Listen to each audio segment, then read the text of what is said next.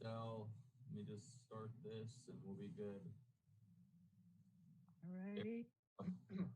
Thank you, Ryan. Thank you, everybody, for being such troopers. This is quite a marathon, and we're doing pretty well, I think, here. We are back in open session. We just came out of closed session. Council Billingsley, anything to report out? Yes, Chair Fennell. On items L1 and L3, there's no reportable action. On item L2, the board voted unanimously to pursue an appeal in the matter of HumMap versus Humboldt County CV 180425. Thanks. Thank you, Council Billingsley. So with that, we go to our last item of the day, which is coming to us from the Planning and Building Department, item H4, having to do with housing demands. And first of all, go to CAO Nielsen. Yes, thank you, Chair Fennell. This has been a combined approach with the County Administrative Office, the Planning and Building Department, and Health and Human Services. So this item is coming from all three departments. Your board has been engaged in various housing-related discussions over the years, and on January 14th, your board directed staff to return with recommendations to establish a regional or local trust fund in the month of April.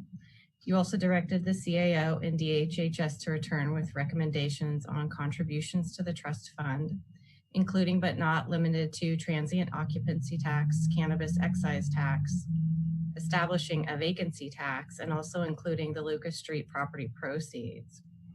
Your board also directed Health and Human Services to return with a reconstruction of the Homelessness Solutions Committee. As we began to work on this staff report, we identified additional considerations for your board to review and discuss before further pursuing a local or regional housing trust fund. These additional considerations include adopted board policies such as the housing element and housing first strategy, state law around regional housing needs assessment and housing first, existing housing programs that the county is already participating in, new funding opportunities for housing, and the role of the Housing Trust Fund and Homelessness Solutions Committee in housing and homelessness solutions. And while staff is able to present on potential funding options for a housing trust fund due to the COVID-19 pandemic and its effect on local revenues for both the county and cities, it is recommended that your board direct staff to return at a later date to discuss funding options in line with priorities your board sets today for addressing various levels of housing need. At this point, I'd like to turn this over to John Ford to present information on your board's current adopted policies on housing, state law, current housing programs the county participates in, new housing funds, and the role of the Housing Trust Fund and Homelessness Solutions Committee. Thank you, Amy. Nelson, Welcome, John. Good afternoon, Chair Fennell and members of the Board of Supervisors. John Ford with the Planning and Building Department. As you know, housing is one of the most complicated and important discussions that we are engaged in. And it does not help that the housing policy is evolving even at the state level.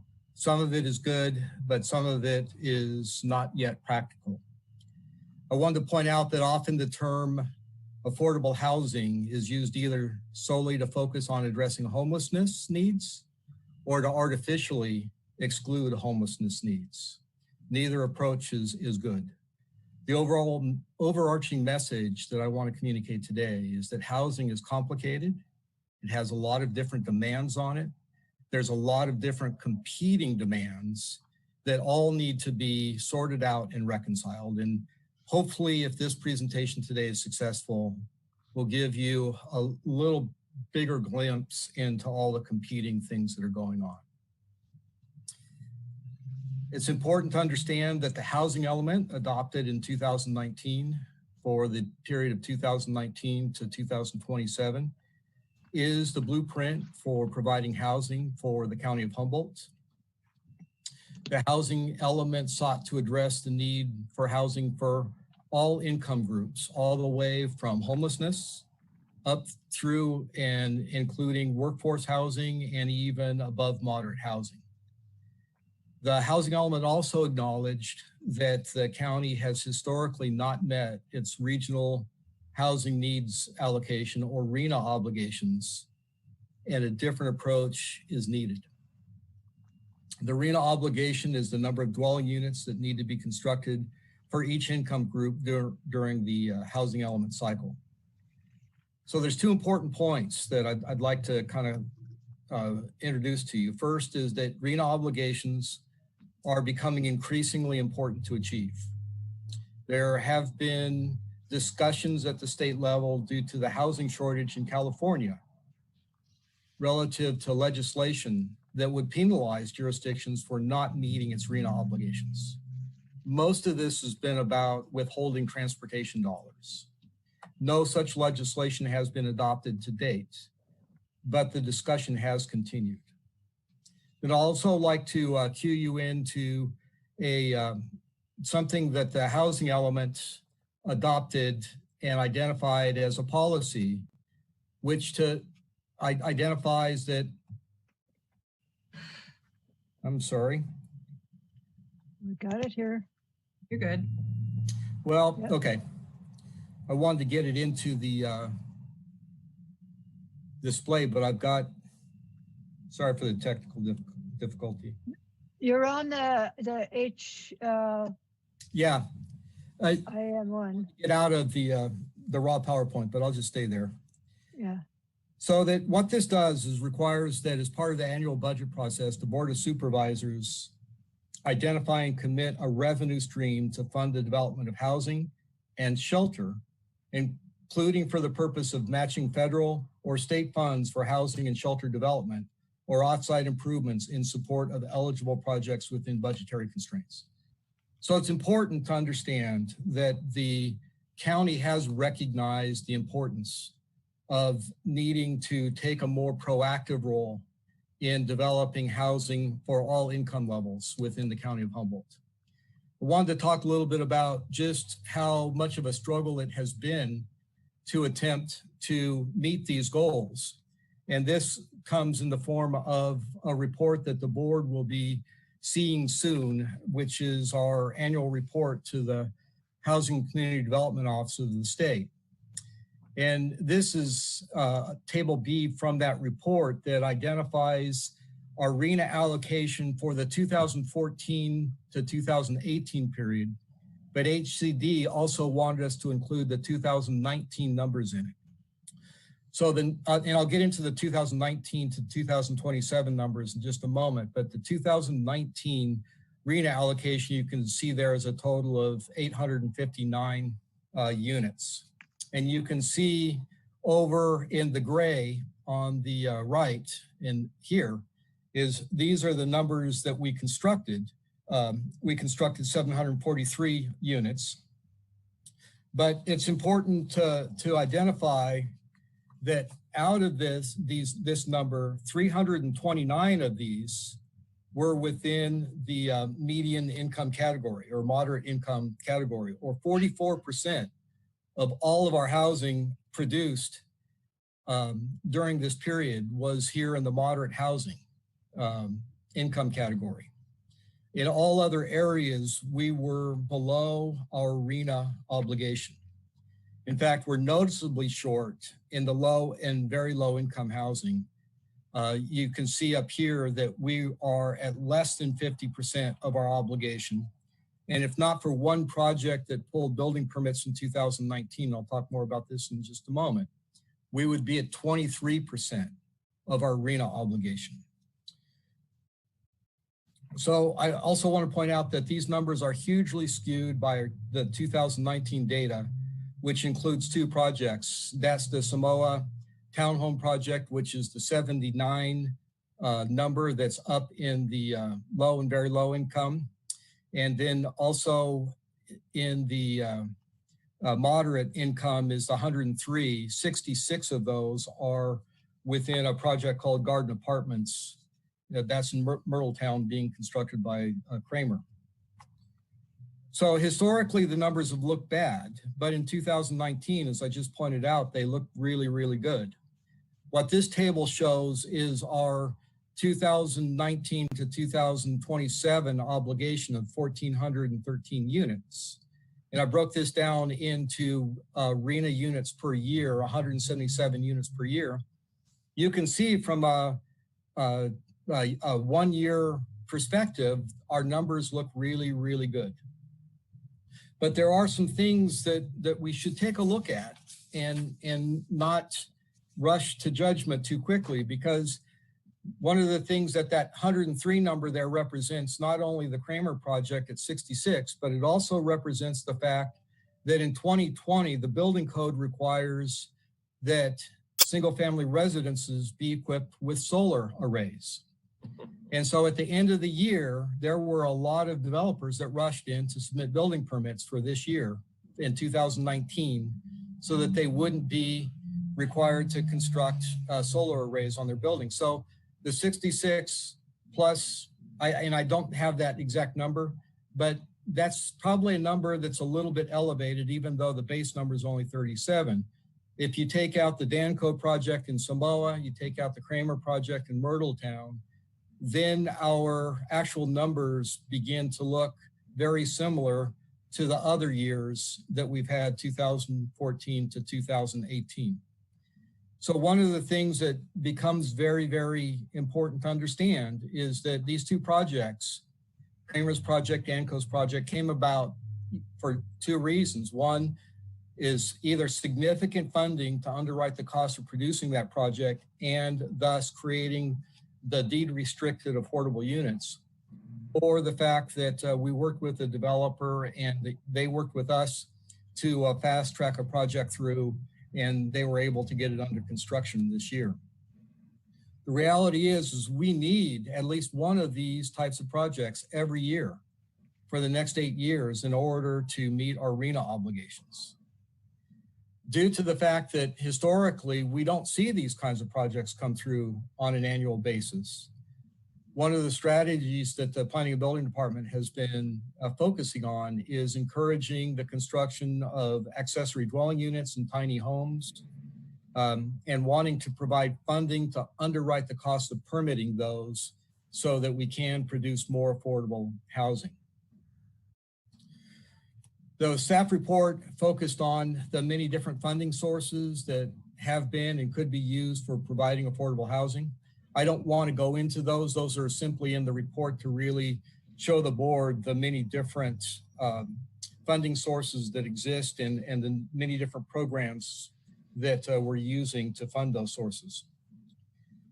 So then there are opportunities that are coming up for this year and really will exist for at least a couple years, 5 years into the future. The first is the permanent local housing allocation. This is a new fund that is created by the residential transfer fee. Humboldt County's 2020 allocation for this is $344,448. The estimated 5-year funding amount would be $2,066,693. This figure is based upon some assumptions about revenues, which could be affected by real estate transactions from year to year. So those are strictly estimates. The next one to really focus on is the Regional Housing Trust Fund, and this is what really generated this discussion today. And these funds are matching funds to a Regional Housing Trust Fund that's dedicated to the creation, rehabilitation, or preservation of affordable housing, transitional housing, and emergency shelters. So one-to-one matching program. The minimum starting amount for a Regional Housing Trust Fund is $750,000. But the establishment of a Regional Housing Trust Fund allows the utilization of the permanent local housing allocation money as a local match. But it also requires at least 3 jurisdictions to join the trust fund. So this is a great idea. It's a great idea to have jurisdictions work together to combine resources and to get matching money from the state. There are some things that need to be considered with this though. Because if the Regional Housing Trust Fund, say, were to fund housing in a city, the county would not get credit for that from a RENA perspective. And so we would then be using grant funds to produce housing, really good thing, but in a way that we could end up being penalized because we're not focusing on meeting our RENA obligations. It should also be pointed out that the permanent local housing allocation for the county is much higher than the cities. The county's share would be approximately equal to the cities of Arcata and Eureka combined. So the county has a big allocation. Its contribution would be huge to a regional housing trust fund, but it would be a loss for the county if the investment in a regional housing trust fund saw the housing built in the cities and the California housing law relative to the RENA allocations is not amended or reformed. If reform happens and cooperating jurisdictions can all take proportionate share of and credit for that housing, this is a great idea. It's a fantastic idea. But if that reform doesn't happen and the legislature and the state goes the other way and begins to penalize local jurisdictions for not achieving their RENA obligations, it would be a dreadful thing for the county. This is a difficult place to be because we want to see things like this happen. We believe it's the right idea. It just has not matured yet at the state level to see the right things fall into place. And so we want to approach this cautiously. We want to take an approach that allows us to look to see what the legislature and the state are likely to do before committing to a decision. So for that reason, we would recommend that the board direct staff to investigate this for the duration of the rest of this year. There's no hurry to jump into this. To really take a look at it, see if it's feasible, see what the RENA implications are, and then bring a report back to the board before the end of the year. We also presented the Local Housing Trust Fund. This is similar to the Regional Housing Trust Fund, but this would be the county basically going on its own. The downside of this is the buy-in price is $500,000, and that's a little bit steep given the lack of matching funds and the inability to use the permanent local housing allowance. So how does the Housing Trust Fund and Homeless Solutions Committee fit into this? And what we wanted to do was, since this is more of a global conversation, is to identify that the Housing Trust Fund and Homeless Solutions Committee has a role in the county, has been given a role. As CAO Nelson mentioned at the onset, there was direction from the board to come back with some alternatives. And there really are several alternatives depending on what the board wants to accomplish. And those alternatives come down to three things. One is to focus on the immediate needs of the homeless. This would really focus on intermediate kinds of issues, providing shelter, places of refuge. A second alternative would be to continue basically with their existing responsibility to give recommendations to the board, addressing the needs of all the homeless and affordable housing, and advising the board on how the trust fund monies should be utilized, or to even make it a little bit larger in scope and to be more of a clearinghouse for all affordable housing activities.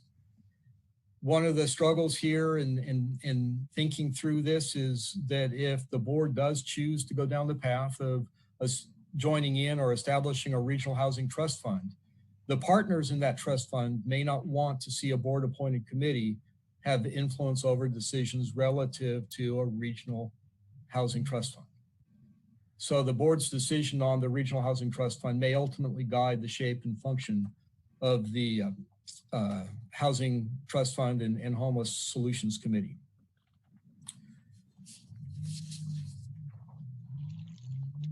So with that being said, we would simply recommend, or let me bring up one more thing that CAO Nelson mentioned, that, you know, at the state level, the state is the one who has really identified housing first as the guiding principle to addressing the issue of homelessness. And so their basic idea behind this is that we should not be focusing on establishing programs that discriminate against individuals, that part of the importance of being a dignified human being is to have a place to live, and there's no way to provide that unless the housing is constructed. And so that is the basic philosophy that is given down to the county from the state in addressing these issues. So as we think about all the competing uses of money that is needed to address homelessness, that's needed to address affordable housing, to incentivize housing, to incentivize programs, there is an overarching need, and that is to get structures built and in place. I think at this point, I will turn it over to Connie Beck to add information. Thank you, Director Ford. Director Beck? Thank you, John. I'd like to take a moment to remind us all of the Housing First strategy. Housing First is a requirement for the use of funding that we currently utilize for services from the state and also from HUD. So really important that we are following that strategy. Housing First is a whole system approach that offers housing as quickly as possible for individuals and families experiencing homelessness while providing the level of supportive services people need to keep their housing. The approach begins with an immediate focus on helping households move into housing. Income, sobriety, and/or participation in treatment or other services are not required as a condition for getting housing. Households are often offered supportive services aimed at maintaining stability. That being said, some people still need immediate shelter. Prior to COVID-19, we were utilizing the Mission Shelter, Arcata House Partnership, Transitional Housing, Betty's Family Shelter, and motels for this purpose, while stabilizing physical or mental health and getting individual documentation needed for longer-term housing. This is shelter that doesn't have funding attached to it. So that's an important piece here because transitional housing isn't funded now by HUD or others. As your board is aware, DHHS is currently involved in a number of permanent supportive housing projects throughout the county. As noted in the agenda item, one of the components in working through some of the homeless issues in Humboldt County is having day or navigation centers, really a safe place for people to be. A place to store their belongings, pets, then to increase engagement, to assist in getting back into permanent housing as quickly as possible and connecting them with mental and physical health care, non-emergency shelter, and other longer-term resources. In Eureka, a day center would include DHHS street outreach, eligibility services, transportation assistance, home, Helping Humboldt, our MIST program, substance abuse services, community partners such as St. Joe's Family Resource Center, Open Door, the Open Door Clinic, and others, possibly even the city's Uplift program and CSET. I am hopeful that we will be able to secure this type of facility in the future. That's really, I feel like that's our next step for what DHHS is doing in services. So with what we're doing in with the trust fund, you have a lot of options now on what you could do. I'm hoping that we'll choose housing yeah, I'm just hoping that we'll be looking at housing. At this point, I'm going to turn it back over to John Ford. Thank you, Director Beck. John, your mic. Still There you getting used to that. Yeah. I think that in closing, the thing that there's two primary issues that we would want the board to give direction on today. Direction number one is to, and we would recommend that you direct staff to continue to research the Regional Housing Trust Fund idea, and that you direct staff not to apply for PHLA funds this year. We will not lose those. We can still apply for them next year and get this year's allocation. So it's not a matter of ignoring funds. We would never leave money on the table. And so that's really important to understand. But it gives us some time to think about whether or not there's a feasible regional solution that we can really develop and get behind and support that doesn't penalize the county, doesn't penalize local jurisdictions. And so we recommend that you give us direction to come back with that work before the end of the year. Secondarily, obviously, the Housing Trust Fund Homeless Solutions Committee is very anxious to work with the board to move forward. And it is really important that you give direction to them in terms of how you want them to come back, whether and what role they take, particularly related to if a regional trust fund approach is identified, their charter may need to be amended somewhat. It's important that their role also be well defined.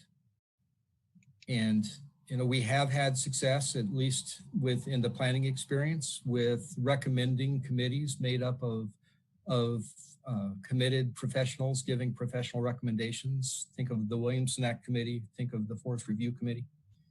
They are very good at giving recommendations to staff, to the Planning Commission, to the board. And so we see that is a very good role for the Homeless Solutions Committee and the Housing Trust Fund Homeless Solutions Committee, and would recommend that you give direction on that. Be happy to answer any questions. Thank you, Director Ford. Any questions or comments from the board at this time? Supervisor Wilson. Yeah, thanks for bringing this to us. At our last meeting, I think we really did discuss the idea of sort of separating out the two options, or the two sort of directions related to sort of the acute homeless, issues that need to be addressed versus housing trust fund. And there did seem to be sort of, I'm just going to say there was a bit of angst within the committee in terms of, it seemed like some conflicting issues related to that. And I thought the board had given some direction to sort of separate those two, so those two sort of issues, so that people who are most knowledgeable about the issue of the acute issue of homelessness related to people, related to things on the street today versus housing trust fund issues, which are something different. And I did like the idea of separating those two things out. And I think that's what you're offering in option one, which was to do that. And I think that's really a good thing. And I would offer that if we do that, that we actually maybe create, instead of a standing committee, an ad hoc committee related to the housing trust fund or that sort of thing. So it's ad hoc, it's a specific group that's really specific that, because I heard you say things like, being cautious and investigate in terms of this issue with regards to having a regional approach and its impact on RENA.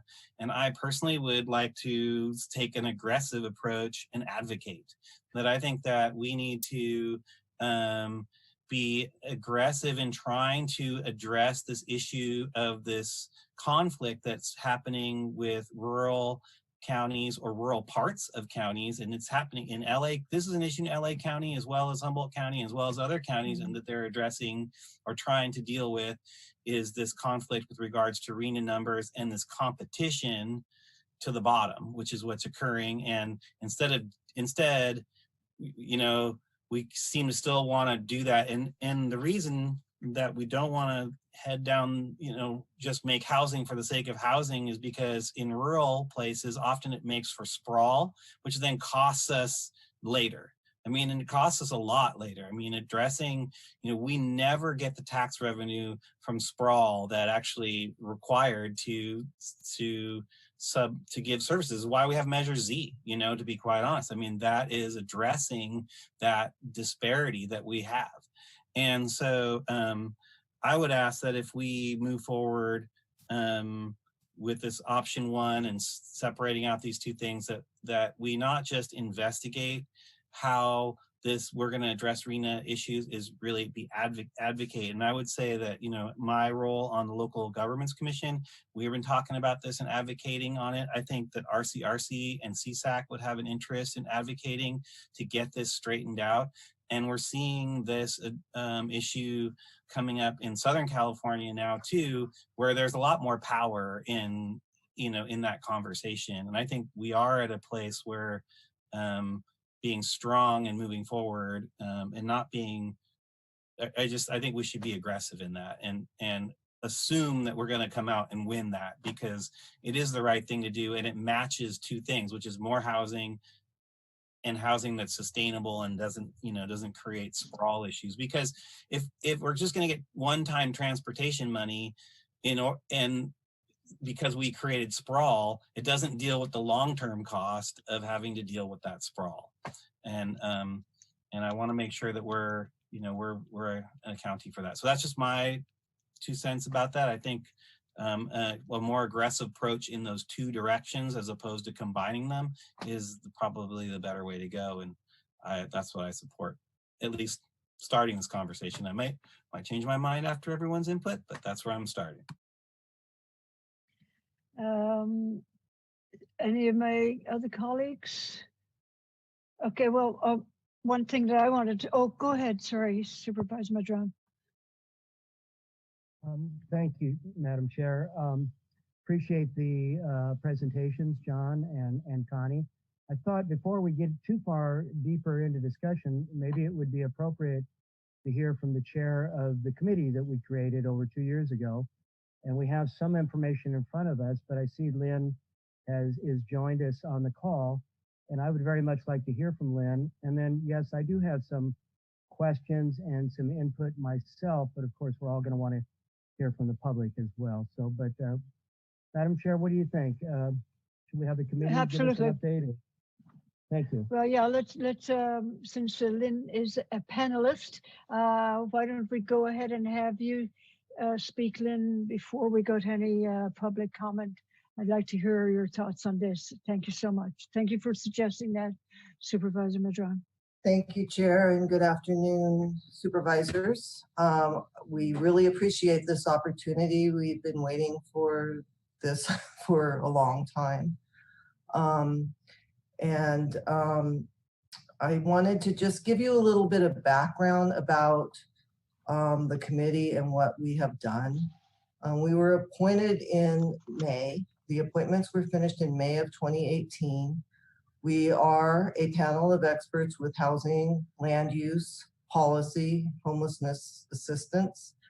And we have committee members from other jurisdictions, such as the city of Arcata. We started meeting immediately in July. We met several times a month. We followed the charter exactly as we were instructed to do by the board. We adopted our bylaws, we adopted our policies, and we had those all done by February of 2019 because we knew that these trust fund monies were coming down, and we knew that the SB2 money was coming down. And we knew that from the moment we started because my previous law firm was the sponsor of those bills and worked on housing policy. So we brought that knowledge to the committee, which is what I think you wanted, was a committee that was made up of people that would know where money could come in. So it was very important to us to get everything adopted and approved and in place so that we would be ready to accept these monies as they came in. And with that regard, I disagree with the idea that COVID has delayed this, because it hasn't. What has delayed this was that we as a committee attempted numerous times to get in front of the board, which is what we're supposed to do. We were supposed to come back to the board and keep reporting on what we were doing. We tried for basically the last year to get in front of the board. And it wasn't until we had a change in the executive, the chair left, and I moved up as vice chair, that we started really being pretty aggressive about this, because we knew this was going to happen. Part of the problem, and I do want to say that the committee itself is unanimously unified in working on both permanent housing and homelessness solutions. That's what we signed up for. That's what we were appointed to do. And that's what we believe in, because we believe in both of the approaches to get to where we need to go. So the idea that there is dissension and we haven't worked together to do things is a myth. If that were true, we would not have been able to come up with a 20-page document of policies and procedures with a priority for bricks and mortar to get through an application and a process for making recommendations. That's all we can do, is to make a recommendation once we have the funding. So I really see this, I see the committee as a huge benefit to the board.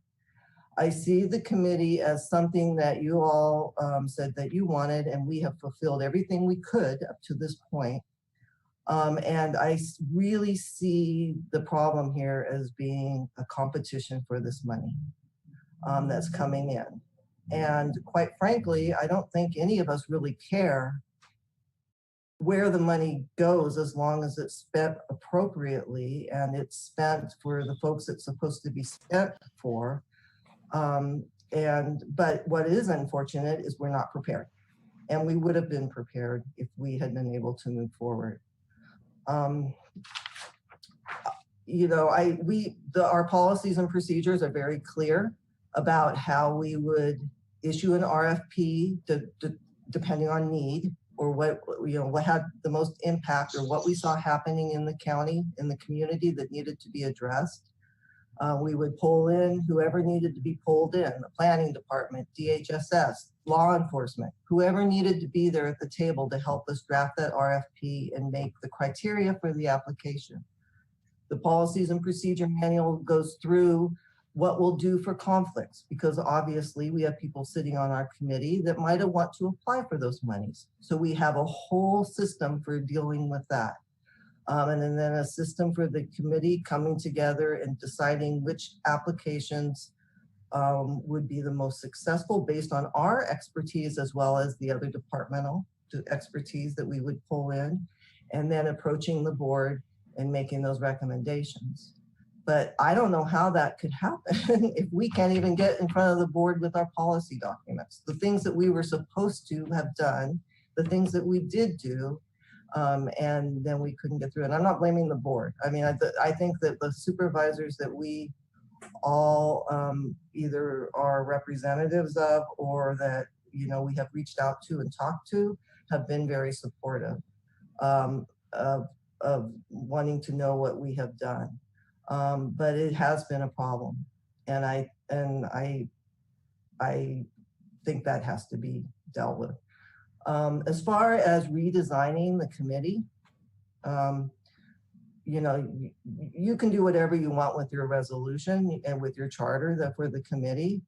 I don't think that this is the right time to give up on a committee or an approach that we haven't even had a chance to get to that point. So, you know, I strongly disagree with what was in the, now one more point I wanted to make, and this is just indicative of what's happened with our committee. So we worked for about a month preparing for this day. We worked with staff to prepare a agenda item. That agenda item was supposed to be to allow us to present our bylaws, go through our policies and procedures, make sure that the board had a true understanding of what we were trying to do. We were very excited. We finally got this day. On Friday, we saw the staff report. And the staff report was nowhere near what we were told was going to happen today.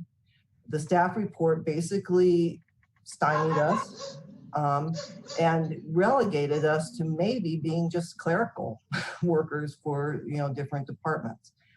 And it was not untruthful, because if anybody has been sitting in our meetings for the last many months, they would know that we are not just interested in doing homelessness solutions. We are very interested in homelessness solutions, but we're also very interested in providing permanent affordable housing. That's what we do. So, you know, I hope that if the board decides to redesign the charter, disband the committee,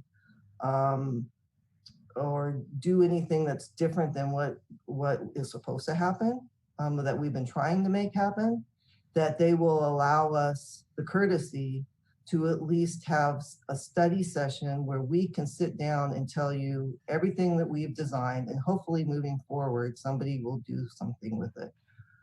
But at this point, this is not the purpose of this meeting, to talk about our policy documents, other than for me to tell you that we worked really hard. We've spent hundreds of hours, and they are documents that other counties and cities are using throughout California to do housing trust fund work. So I'm happy to answer any questions. I think you can probably sense my frustration. I know some of the other supervisors have been on the other end of our frustrations, but we really wanted to convey what's been happening. So, you know, I'm still in my meeting. Yeah. So, thank you so much, Lynn. I'm sure there will be a discussion. Supervisor Madrone. Thank you, Madam Chair. I'm going to plug in my earphones here. Probably hear me a lot better. Do that. Yeah. Apologize. If not. How's that? Is that a little better? Yeah, good. Well, thank you, Lynn. I appreciate that.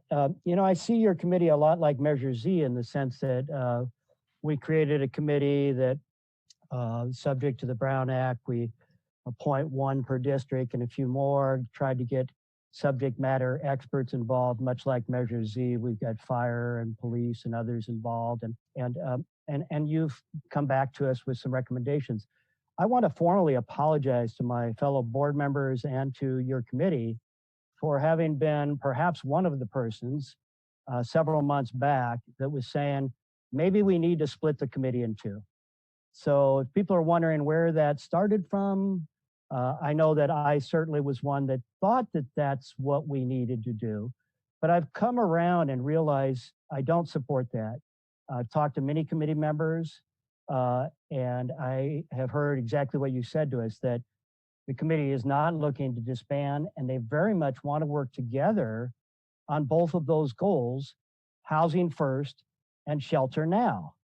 You know, so I think that's where the conflict has come in, is that in this field of work, there has been many folks that believe that even a dime spent, you know, on short-term needs is a dime wasted on getting us to housing first, to getting us to that place where we have our greatest success. When we move people into housing, we can bring them services. I don't hear anybody on the homelessness solutions part of the committee or anywhere disagreeing with that is the solution. But to take a 20th take 1 million out of 20 million and put it towards an annual effort to save lives, to get people out of the cold, out of the woods, in something that's more humane and may very well help many of them get to a better place. And so I actually, John, you mentioned there was those 3 alternatives, and I actually like all 3 of them. I don't want to pick from one or the other. I think all 3 of them need to be happening. And I have a suggestion for my colleagues for a slight change in wording in the resolution that, the implementing resolution. And it would basically just, you know, if you go to that resolution and it reads along, talking about housing first and all these things, scrolling to it right now, and then you get to a place in it, I'll just read it. The purpose of the Housing Trust Fund and Homelessness Solutions Committee, hereinafter the committee, is to recommend criteria for the receipt and use of affordable housing trust fund monies, which shall be subject to Humboldt County Board of Supervisors approval. And as Lynn just explained to us, they've spent 2 years working to get that structure together. And I thank you, and I thank all the committee members for their hard work, and county staff and others from Arcata, et cetera, that have helped get that done. And that's now done. Then it says the criteria shall ensure that housing fund monies are used to assist the county in meeting its affordable housing goals with an emphasis on bricks and mortar projects. And it doesn't even say there with a sole emphasis or anything. It gives the impression that, okay, yes, an emphasis. We want to build housing first in any way, shape, and form we can. I've been meeting with John and a landowner in McKinleyville about a possibility of taking a 24-unit place into a 48-unit place that is just a whole different world than it is right now with play spaces and everything. So yes, we want to do those projects. And I agree, John, we need one of those every year. And we need to really get that going. But to take 1 million away from 20 to take care of people now, it matters to people's lives. It matters on many, many levels. And if we were to end that implementing resolution by saying, ... affordable housing plus homelessness needs goals as funding permits. I think that's what it already kind of says, but I think if we could provide clarity to the committee that says both goals are important. When we set you guys up, at least from my perspective, I wasn't there to set it up. But what I've been learning and what I support today is both goals and funding going to both efforts at an appropriate level where feasible, right? And so I think if we could get on the same page with that, everybody be working together. We're asking for so little of a commitment towards the homelessness solutions shelter now piece. And I agree with John that needs to include some of those helps for ADUs, tiny home construction and things like that as well, because that very well could be a very big piece to this puzzle and is absolutely low and very low income meeting for RENA numbers. So I see all of those things, and I appreciate Connie, the daycare centers. I think that's great. And I know your staff and you have been working tirelessly to try and solve all these problems. There's never enough money for any of it. But I guess I'm really leaning on the side of keeping the committee together, but change the implementing resolution slightly and send a message as a board that we value both. And I would even be willing to make a motion to put this year's public local housing authority monies, the $345,000, into homelessness solutions stuff right now for this coming year to start dealing with those things and taking care of that. And yes, if we can get Arcata and Eureka to play and we can figure out the longer timeline of 5 years of commitment to matches and this and that and everything else, let's talk about that down the road with the regional trust fund. But right now, I mean, that's kind of where I'm at. Thank you for the time, Madam Chair. I'll open the floor. Thank you, Supervisor Madrone. Any further input from the board on this item? I think what I've got is a reflection, and thank you, Lynn, for being honest with your concerns of like feeling like you got to the job and then you were kind of halted a bit. I've talked to, well, at least my representatives on that committee, And I know that there's like at some point a feeling or that there was dysfunction, and I'm not sure why that was, but I do think that the reason we put them together is in the first place was for exactly what Supervisor Madrone was saying. I would posit that it's not that COVID created a delay, but COVID has created a whole new world in terms of fast response to emergency needs. And that's because of the severity of the health danger from this virus. And I've seen at least my representative on there has been incredibly involved in the response to COVID and gotten a lot of good work done. And I'm not sure that some lessons weren't learned there in terms of how to work with the county and respond to homelessness needs. And I know most of this is in the unincorporated areas, so I'm not 100% sure how it's working in Eureka and Arcata. I know that Arcata has been very responsive in terms of finding that campground, which was actually a parking lot. But this again is an emergency thing. So I don't think that we're going to build, it doesn't seem like that we're going to build on our response from COVID in the sense that we've established something that's going to go on forever.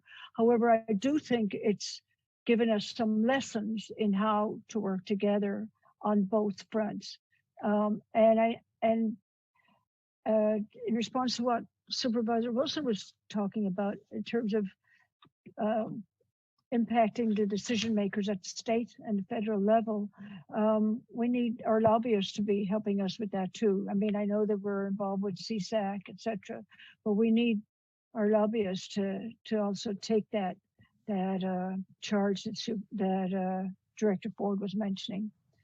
Does anybody else have any comments on this before I open it up for public? Oh, I do want to say one other thing.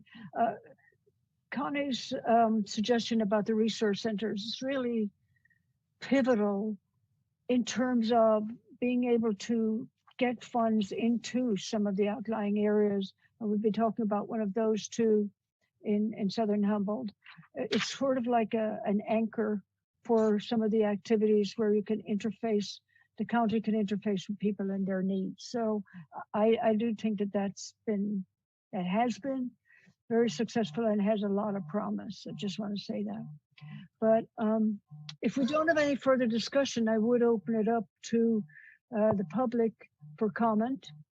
Ryan, do we have any, and by the way, for those who aren't attending this, you press *9 if you want to comment. Do we have any people from the public wishing to comment? Chair Fennell, I have one public commenter and I have a couple in the queue if they want to press *9 to raise their hand. Okay, so we do have one person already ready to go. I don't see their little, oh yeah, there they are. Oh, I recognize that number.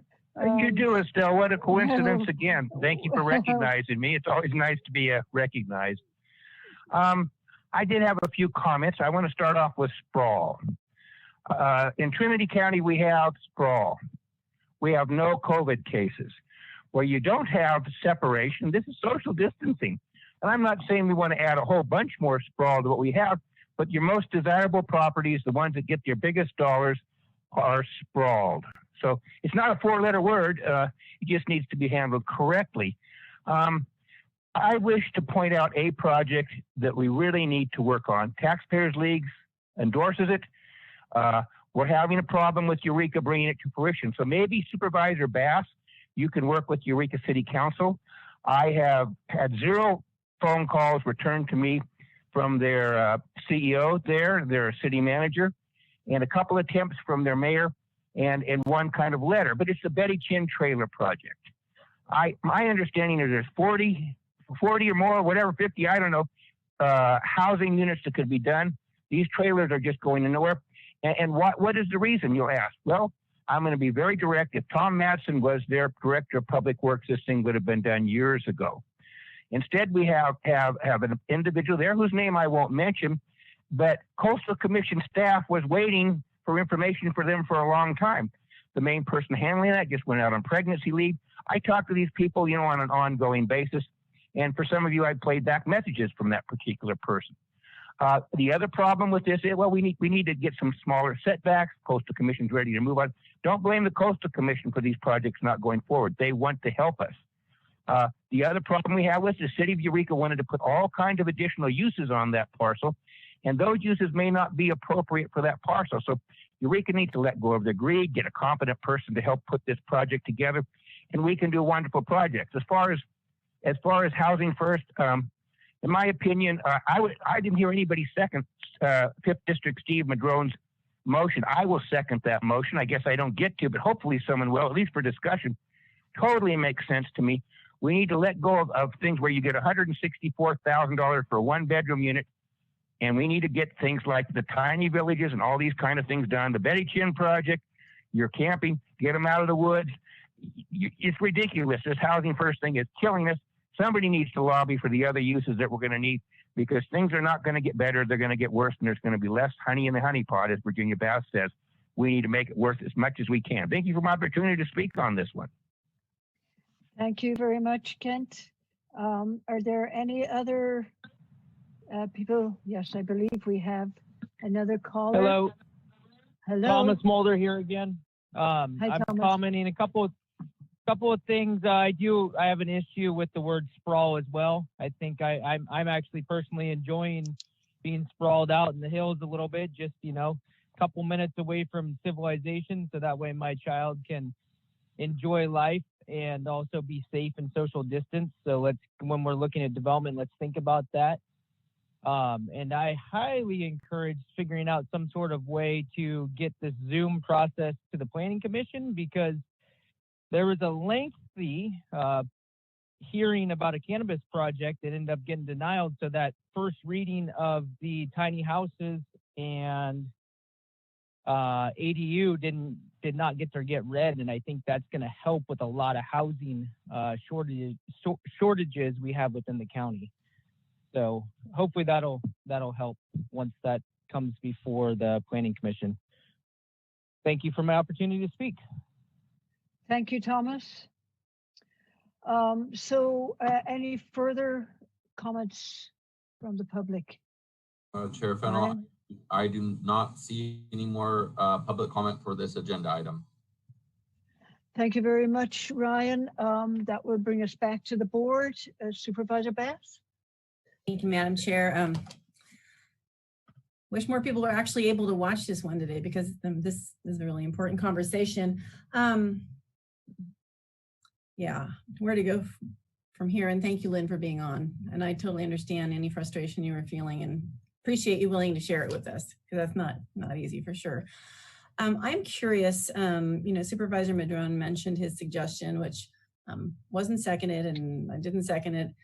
But I wanted to ask both maybe the planning director and Connie, or anyone else from the county team, that if something like that was pursued, how would that affect things downline for, you know, what you were referring to in the beginning? I mean, would it completely nullify going anywhere? Would it, you know, just, I don't even know if this question makes sense, but what would the negative repercussion be if something along the lines of Supervisor Madrone's suggestion was taken? So I'll take the first shot at it. And just for clarification. Excuse me, Director Ford, Supervisor Wilson. I just want clarification. I don't really, I mean, there was one sentence that Supervisor Madrone put out there, which would put some money someplace from somewhere. I would like a little more explanation about what is being proposed, I guess, that was thrown out there. Would you like me to clarify, Madam Chair? Yes, go ahead, please, Supervisor Madrone. Okay, thank you. Yeah, I didn't make any motions. Sorry if that was missed. What I basically said, boiled down simply, is 2 items that I thought we could do. One is to change the implementing resolution so that the last part of that would read affordable housing plus homelessness needs and goals as funding permits. So if you put that into context and reading the whole thing, you want me to read a little more?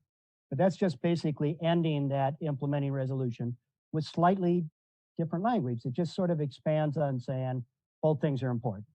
That's what that purpose is, because I think the committee would appreciate that.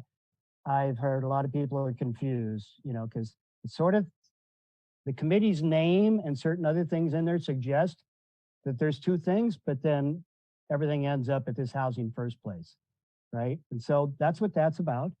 The second part was I would, if you guys are interested, be willing to make a motion on applying for, having staff apply for this year's PLHA funds to meet homeless services and underwriting ADUs in tiny homes, if that's appropriate. Those were things that were brought up earlier as three different alternatives, and I'm just saying, let's do all of those things.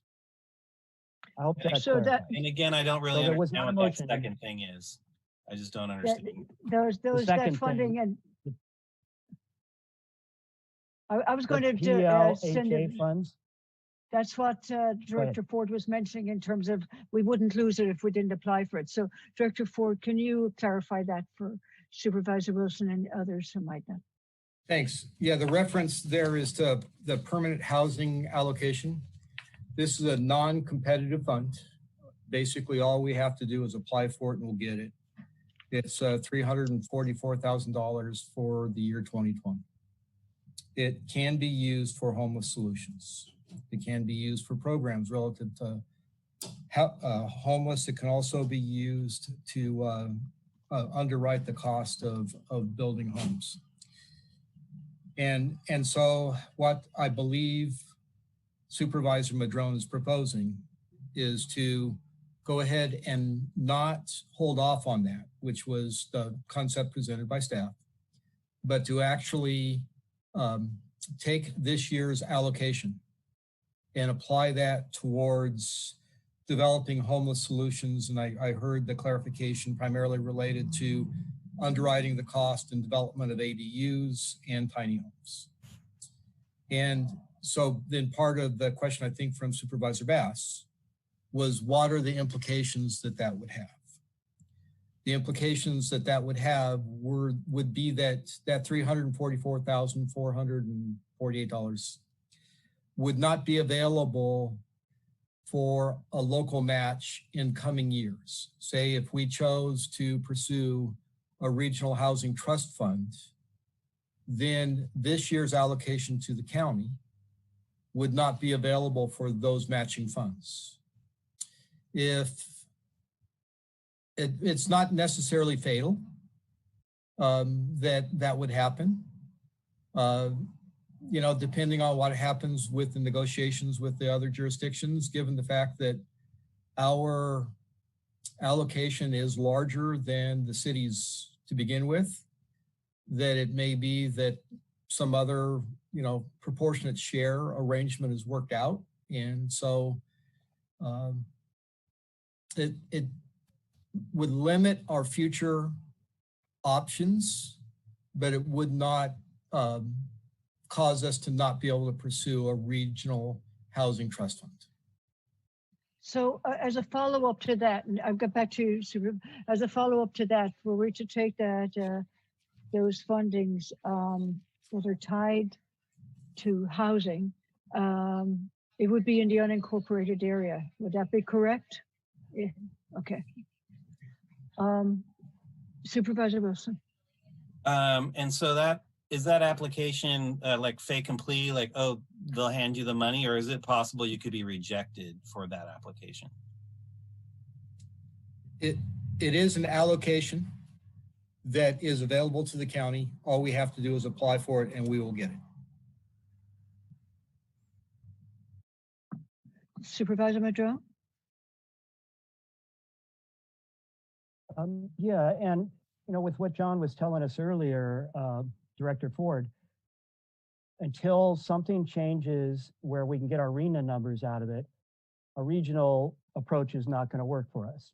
You know, it's or City of Arcata or Eureka necessarily, depending on where the project got built. One or the other is not going to get the numbers from it unless something changes. So what I'm suggesting here is just an immediate response to an immediate situation where the need is great. Everything we do in life involves decisions about putting money here or there or other places. And certainly that does change the playing field and the opportunities. I get that. But the need is there. And, you know, the Lucas Street was going to provide money to this committee.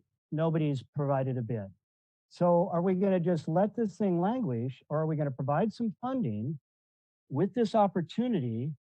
And as John said, we wouldn't get the RENA numbers through the regional approach till something changes. So I'm just thinking, well, here's an opportunity to do something really important and really great and move the ADU and the tiny home underwriting forward and help on whatever other homeless services we can do in unincorporated areas.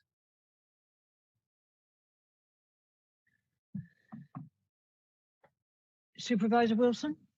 Yeah, I mean, I have concerns about until we have good policy, land use policy about ADUs in our resource lands. I'm not so excited about this option. Again, I know people spoke glowingly about sprawl. It's nice to live in it, but it's hard to pay for, and so. I mean, if we're saying this is in incorporated areas where it gets spent in incorporated areas that have both, you know, our residential zoning and you know, where density is something that we're seeking to provide, then I might have some warmer fuzzy feelings about it. But if it's just general ADUs and small houses wherever, that's not so exciting to me.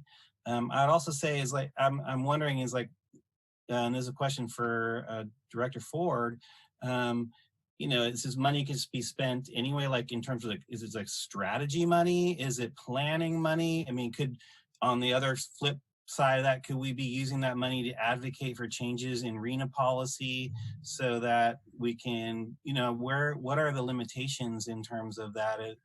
And what are the real outcomes we can get? And it's not that much money. I mean, it seems like a lot of money, but it depends on how you spend it, right? I mean, and how you leverage it too. So you can spend it directly on something, but if it's not leveraging matching funds, for instance, that may be available a year from now, then you're really kind of losing out in a multiplier. So I'm just kind of wondering, John, where you would see that kind of money being spent from a strategic perspective on kind of both sides of that. I think, if I could, through the chair, Supervisor, yes. You have absolutely kind of nailed the conundrum in this, is because it seems like the state is really encouraging local jurisdictions to use this money for matching funds for a multiplier purpose. Right. Yeah. But their policy hasn't caught up with that. And so that's the tension point there for me. In terms of, I would not want to professionally recommend to the board to do something that could have a very negative effect. I see huge opportunity here, and I love the idea of being aggressive and going from advocating for something to shouting for something, if that's an appropriate metaphor. But, you know, I think the potential is great to use it for matching funds. And that potential has a multiplier effect that should not be ignored. We could use it to build a lot of ADUs and incentivize a lot of ADUs, a lot of tiny homes right now. But you know what's the relative value? We think that if we put together a regional housing trust fund, that within the 5-year period, that could generate about $6.5 million. And that then becomes something that really could help a developer on the scale of small townhomes, garden apartments, come in and do something extremely beneficial to the greater community, for the greater community. for me, that's a really interesting point. I mean, so that's the long view. But I do want to jump back in there on the unincorporated areas and the ADUs and the tiny homes. ADUs are accessory dwelling units, so they're not really going to add a huge amount of cost in terms of infrastructure or county services demand. I mean, and it may relieve some of the costs of county services if you're not dealing with somebody who's just hanging out on the street, for instance. So I wouldn't just dismiss those with a sweep of the hand. And at the same time, the matching fund aspect of it is really important. But are you thinking in terms of having resolved the issue of the regional entity and then using this?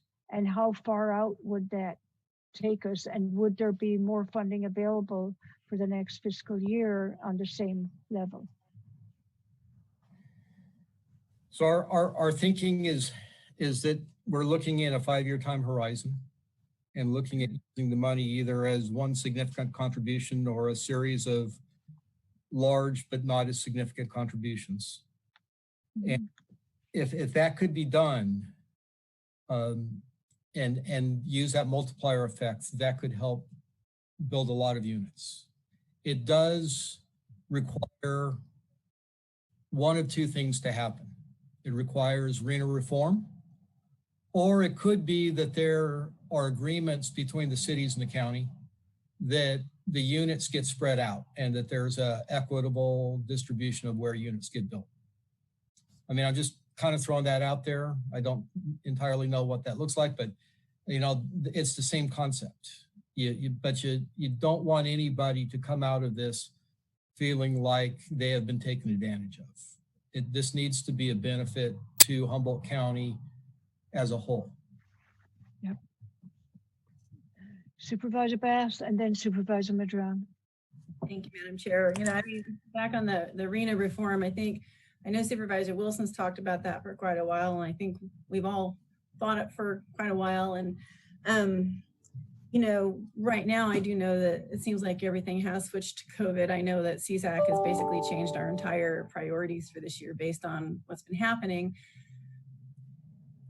On the flip side, I'm wondering if there may be some opportunity because of COVID to actually see some changes more in that direction. And I don't know what that looks like, but John, if you'd be interested, you know, I don't know if you're planning association or department head, whatever association you're in, if they've thought about it, but it might be worth the conversation. I mean, it's not gonna be solved quickly, but if there is an opportunity to somehow squeeze it in and take advantage of the situation, that would be good if we could figure that out. And I'll check on my end.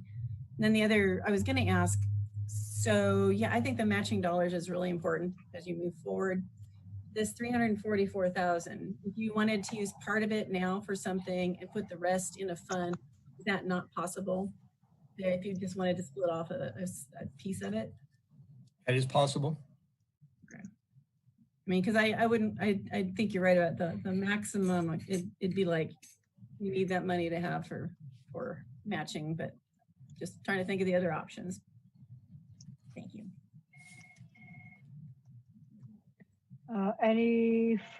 Hold on a second. I lost my window there. Supervisor Madron. Thank you, Madam Chair. So let's just do a little quick math. 350,000, let's say we save it for 5 years. Now we got about 1.7 million. Last time I checked, the Bayview suites are 23 million for 45 units, 600 and some thousand per unit. So the speed at which we're going to develop that kind of housing is not affected by taking $350,000 and putting it to immediate needs for our residents that are homeless. And I want to remind the board that, you know, while I agree with you, Mike, that if we're going to do ADUs, tiny homes, ideally they're going to be where services are, sewer, water, and other things. I agree with that. But I personally, I know you and I disagree on this, that I don't have a problem. I actually even support having ADUs with people that already live in the hills. And so that's a difference that we have. But I respect what you're saying. But the thing is, we're the county. And when you think about homelessness, all the other 4 districts, the majority of the citizens and the homeless people live in a city, right? But in the 5th district, the only city is Trinidad. So McKinleyville, which is very much like a city, but is taken care of by the county, doesn't have the advantages that Arcata and Eureka and Fortuna and Rio Dell and other communities that are incorporated have, where they have their own police force, they have their own city manager, they have their own staff, and they have their own resources to jump in, like Arcata, when people start camping in the lot next to HealthSport, and do something about it. In McKinleyville and in Garberville and Redway, we're the only game in town as a county. And I see that as a primary responsibility on our part. I'm just trying to get a little chunk of change here out of a very big picture of 40 million and 20 million and whatever it is for housing first models and the rest of it. And I just find it quite amazing that there's so much resistance to giving this committee a chunk of money. They've got a process they've developed, you know, and they're trying to work together as a committee on both of these issues. That's what we want. People working together to solve the problems. They're not asking for all the money. They're asking for a small amount. If you look at what it takes to make a significant difference in people's lives, it's not $10 million, you know? And I realize it doesn't necessarily solve their long-term need to get into a house where it's easier for DHHS to bring services and all. I get all of that. But, you know, I've said what I want to say. I just really wish we could take this PLHA money from 2020, apply for it, give it to the committee. I'm not telling them what to do with it. They should decide. We appointed them, just like Measure Z. I want to respect that process. They can come back to us and tell us what they think the highest and best use of that is. And if it's not ADU, you know, that stuff, then that's fine. But I think we ought to do it. And I think we ought to amend the implementing resolution to be clearer that we support both, at least I do. I support both goals.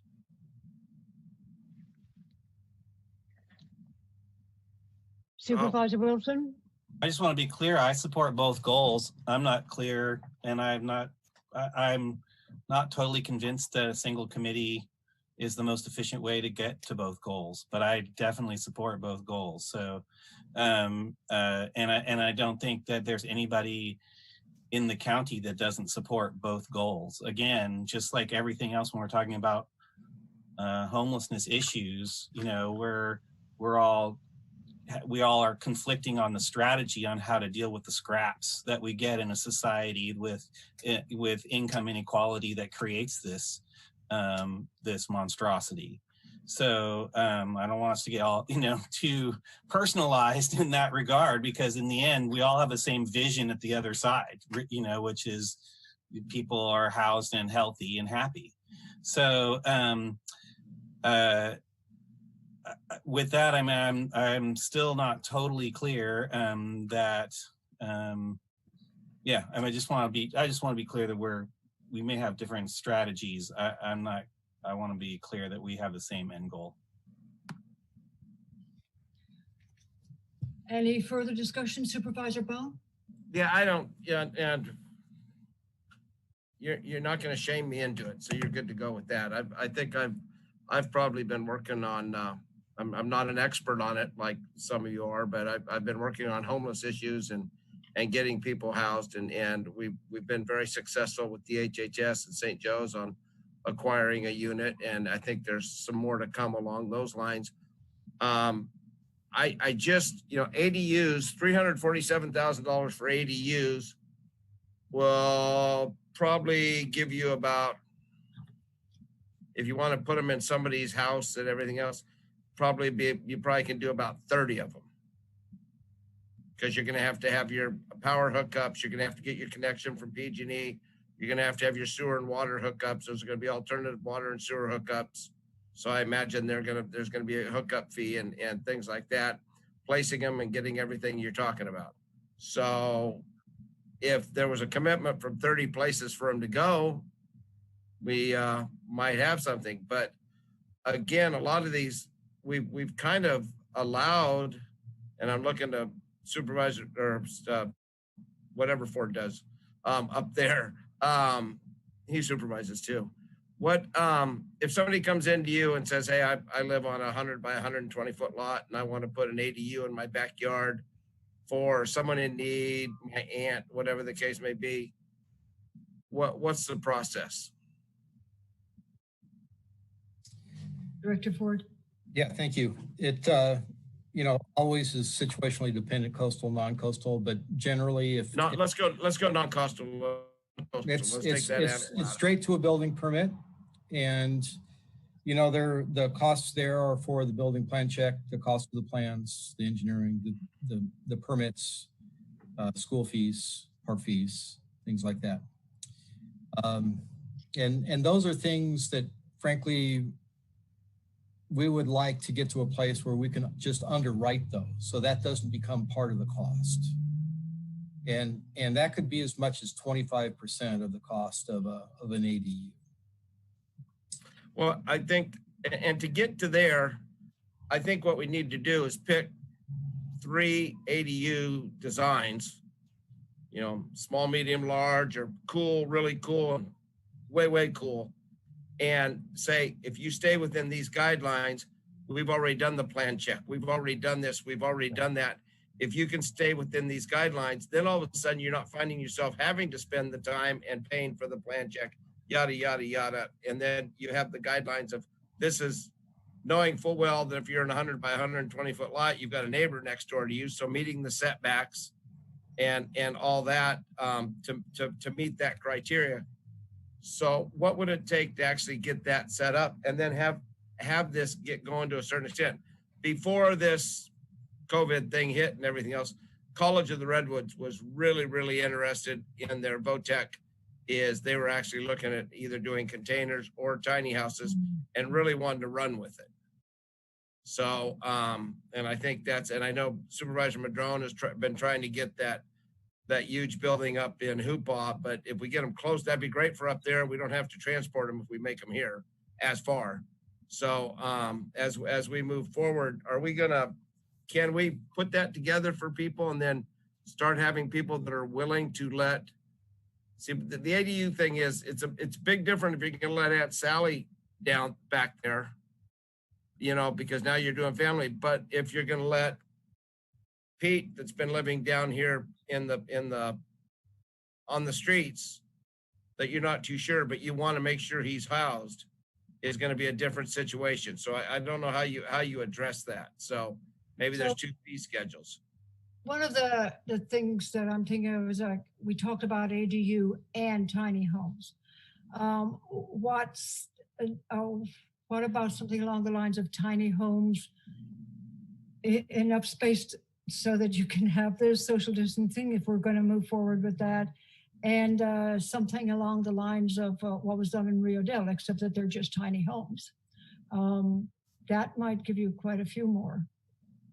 If you had the location, and that's where the public-private partnership comes in. And I don't know if it's anything that Lynn's group have talked about. Director Ford. Yeah, thank you, Chair Fennell. That is actually something we're working on modifying the ordinance to allow. Yeah. So Yeah, it would be permitted by right. I think that might actually satisfy both. You know, where this conversation started is there's a lot of different things that need to happen and come together to address this huge problem.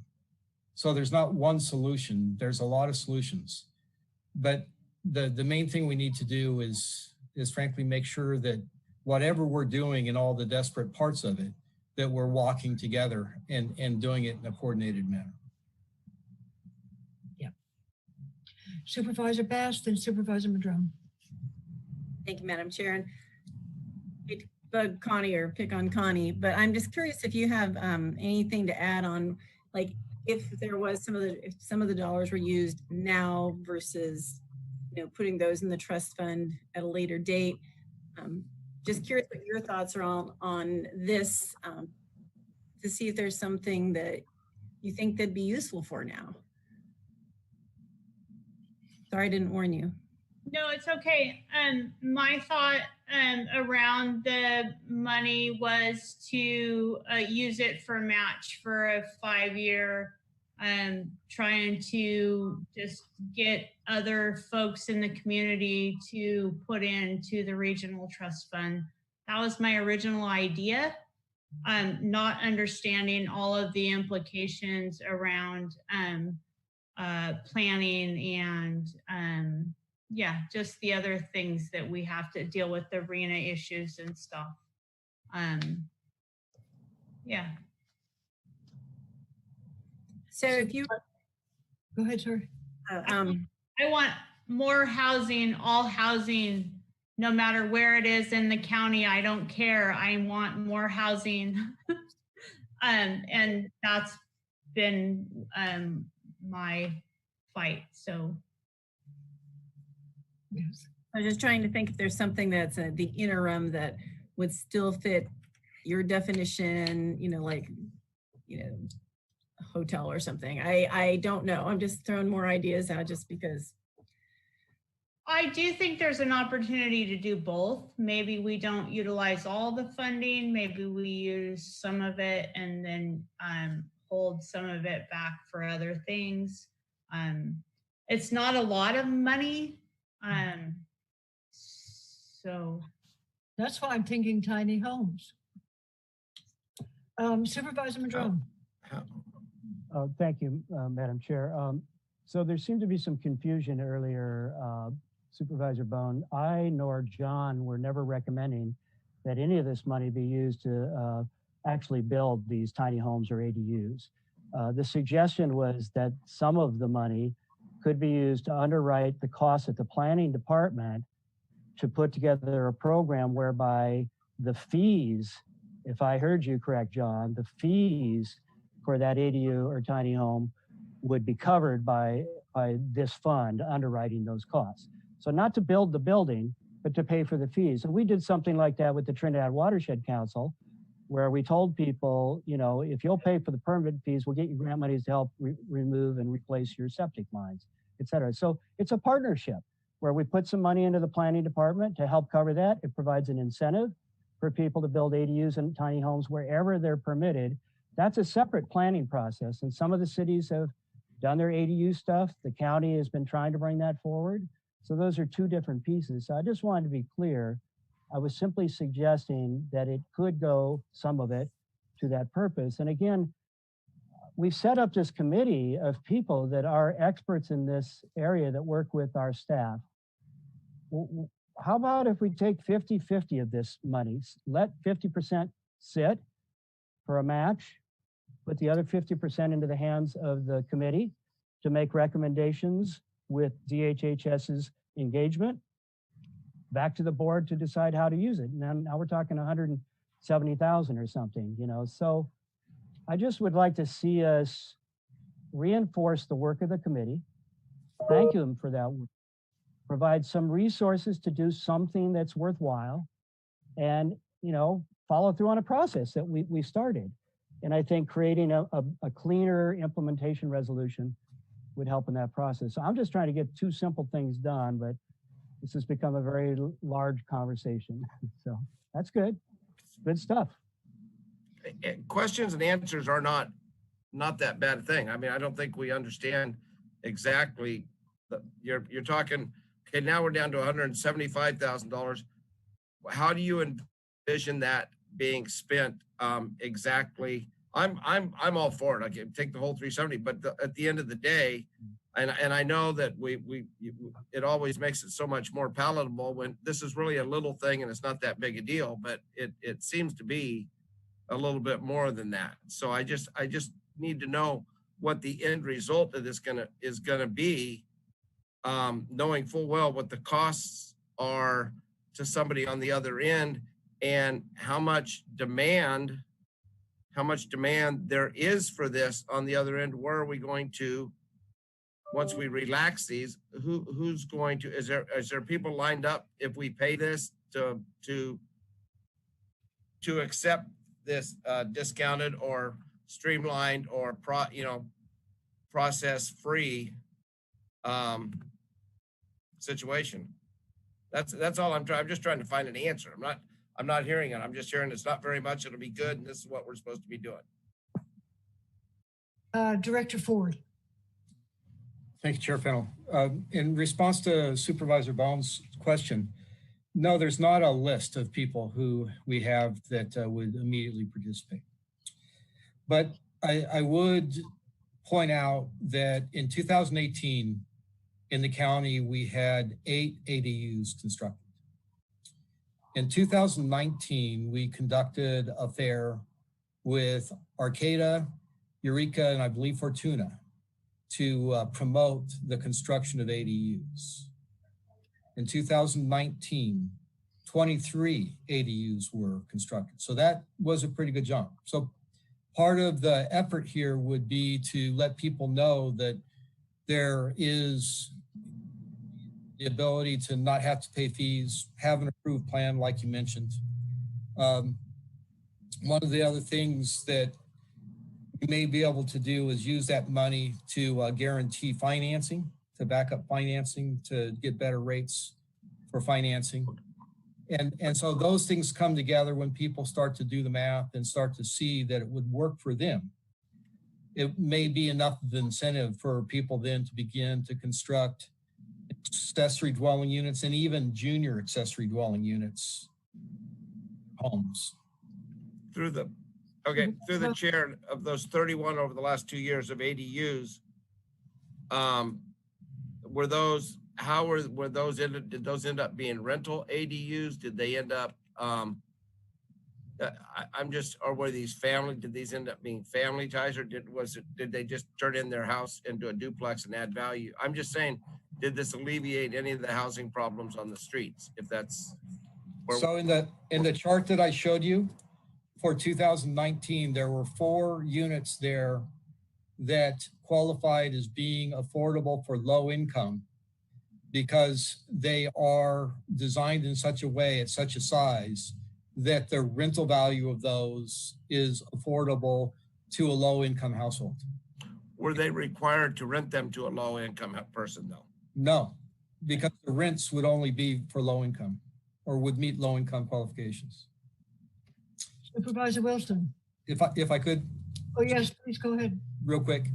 If we were going to participate financially in something by underwriting permit fees, we would enter into an agreement with the people specifying the income level at which they could be rented.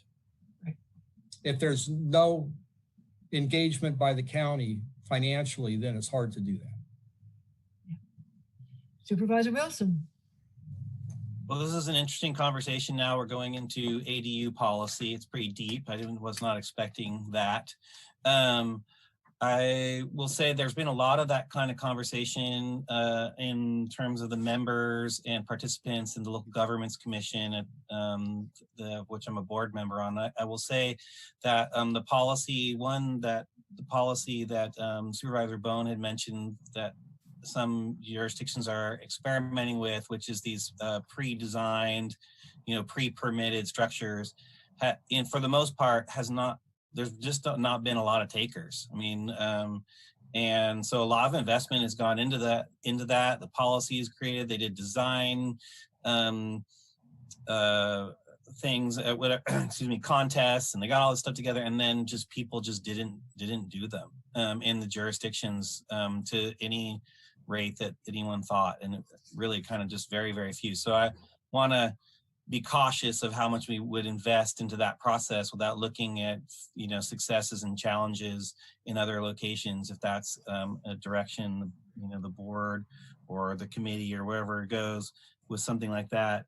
And I think it is important to, and I think Director Ford mentioned, if it is for housing, to make sure that that these are not just built for vacation rentals, because that's also probably one of the main drivers for second units for ADUs currently, at least certainly in my neighborhood, and in many other places too, which then, what is that?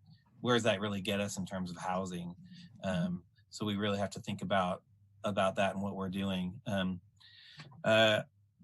I'm still not sure, you know, we're talking about really specifically ADU policy. I think what Supervisor Madrone is asking for is some amount of money to go to the committee with no strings necessarily attached, as far as I can tell. But if it is kind of stuck into the ADU slot, then I guess, you know, then if it doesn't get spent, it doesn't get spent, and it should maybe turn over back into another space. And then my last sort of question relates to the leveraging or matching.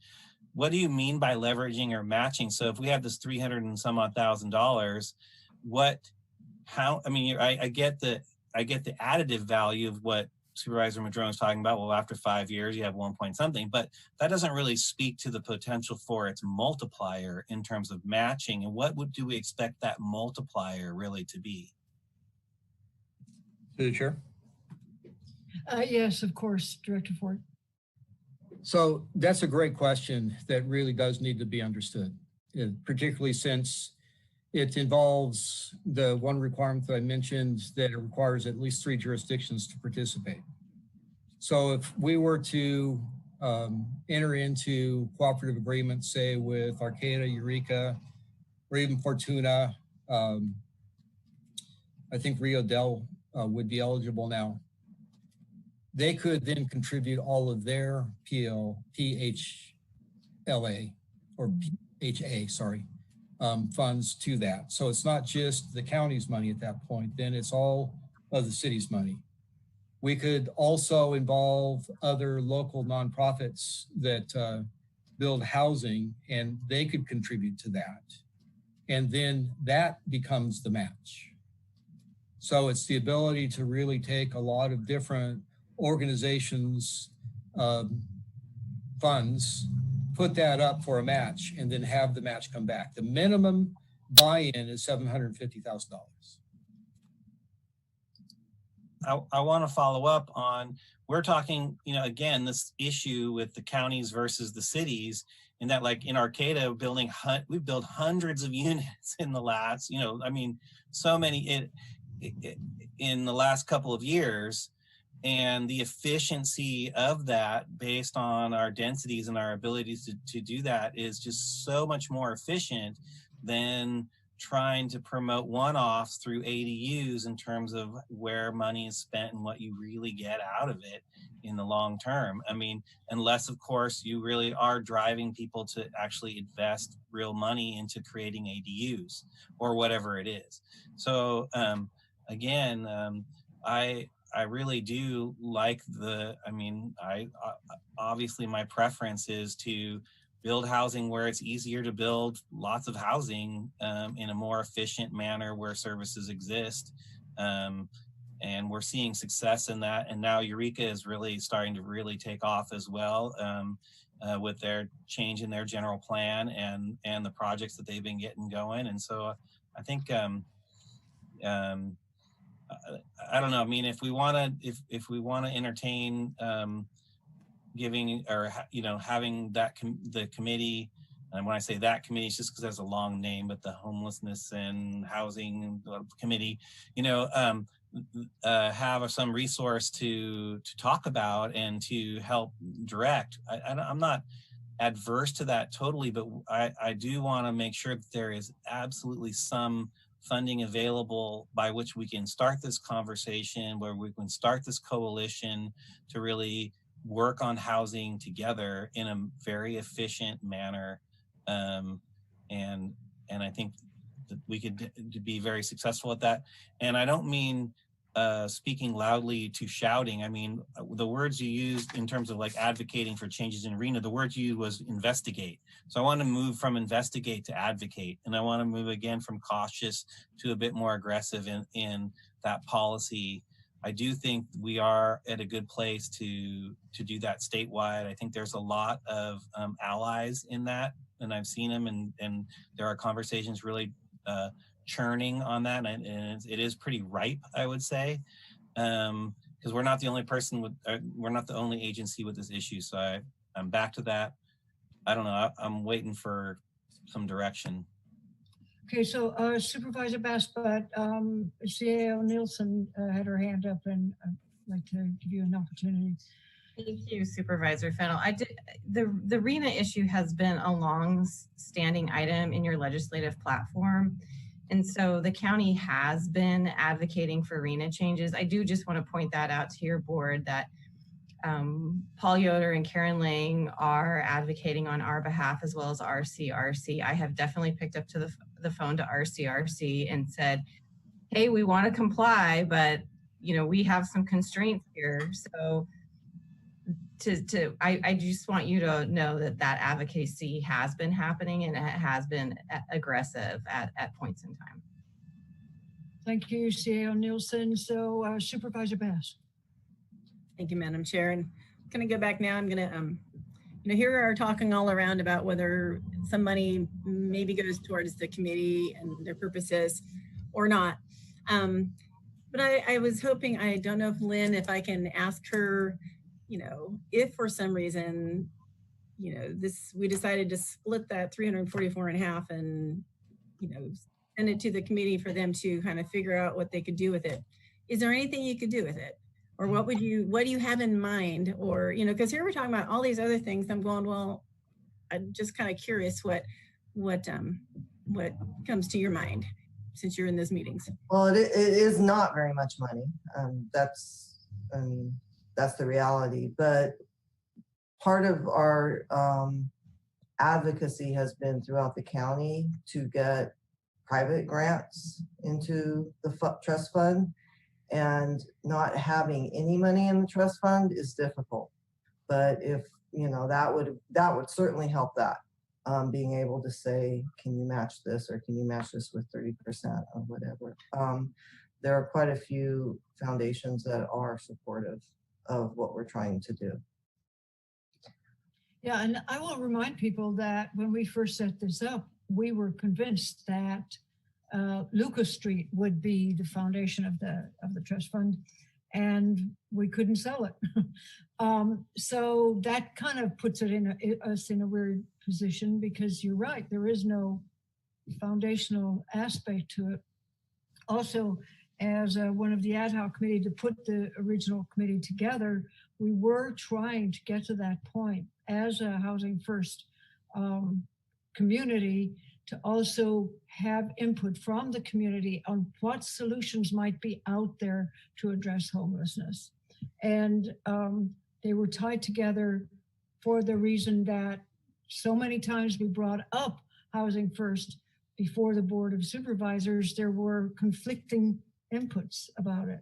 So this was a way for the discussion to be had. And I'm wondering if...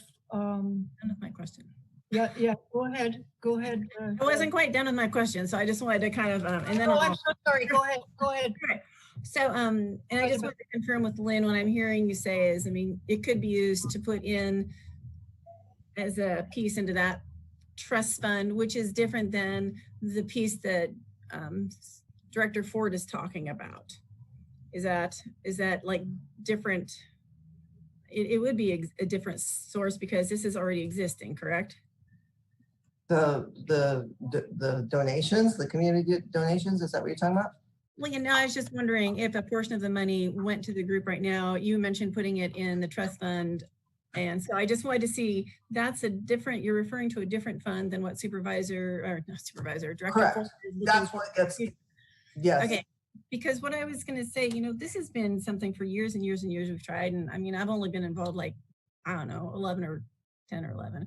And I remember one meeting where several of us put in $100, and I think we got $700 that meeting, and we thought we were like really on the way, and that's been a long time ago. But I do think there's benefit to having money that helps attract money. The piece of property, you know, I'm not a developer. I'm hearing it, you know, I don't think it had as much potential as perhaps we were hoping, but I do think there are not associations, but foundations that have been giving money to other ones, but they don't want to be the first ones to put the money in, I don't think.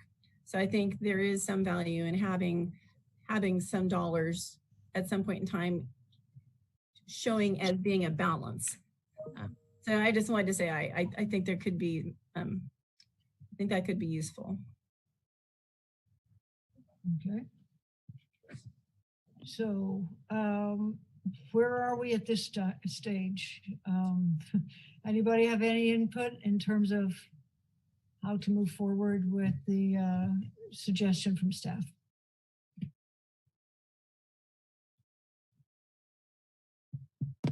Supervisor Madrone.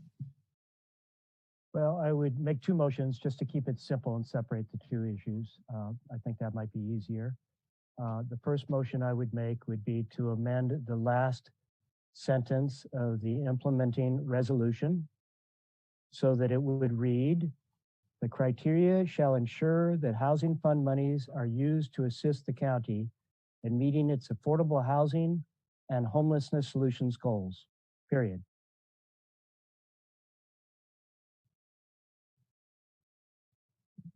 So completely eliminating the rest of that number 2, the purpose, is that where you're taking it from? Yes, it only eliminates a few words. It eliminates about 5 words. Then. Okay, what it eliminates is with an emphasis on bricks and mortar projects. Right. So I'm just trying to provide feedback. Because there's another criteria up further that says for the receipt and use of affordable housing trust fund monies, which shall be subject to Humboldt County Board of Supervisors approval. So it's not that sentence, Yes, it's the following with the last one. Okay. It's the very last Can you sentence. repeat That's that correct. again? I'm sorry. Can you repeat that again? The last sentence that is in our staff report under item number 5 on page 10 of 11, in the middle of the page, would read, the criteria shall ensure that housing fund monies are used to assist the county in meeting its affordable housing and homelessness solution goals. Got you. Getting rid of bricks and mortar. Yeah, and it's not to say, I think it's understood, we all want to see as many bricks and mortar projects as possible. I don't think that changes that at all, but it provides a reinforcement to the committee to work together on all of this stuff. That's my thought. I don't know, what do you think? Well, if I were to go for a compromise, I would go meaning of affordable housing goes using both brick and mortar and, in other words, don't just throw brick and mortar. Yeah. I guess I'm a little confused as what I thought we were told that everything is working together. So now is this language really going to help improve what is already a functioning committee? I don't this change. I guess I'm not really clear. Okay, just to be clear through the chair, what I've heard from multiple committee members is that, and you'll hear it over and over again by numerous people where they'll say, I hope that we don't spend any money on anything but housing first. And that gets transferred into a conflict between those two goals, right? If we're never going to spend any money on the homelessness solutions part of it, then why have a committee that involves both goals? I believe that because I was hearing that from committee members and I suggested that, several weeks back, a couple months ago, that maybe the committee should be separated. I started off my comments today for apologizing for that because what I've heard since then from multiple committee members is, no, we never meant we wanted to be separated. We just want to have the same degree of respect for the idea for short-term housing homelessness needs as we're giving to the respect for long-term housing first goals. And that if we could create an implementing resolution or an amended resolution that makes it clear to the committee that we do as a board support both of those goals, I guess I'm just hoping that that might help resolve some conflict that was occurring within the committee when they start discussing where the money should go, just like is happening today when we're talking about the PLHA funds. There's a lot of resistance to not keeping that for permanent housing, right? So this conflict exists. I'm trying to help us move past it. And amending the statement is one way.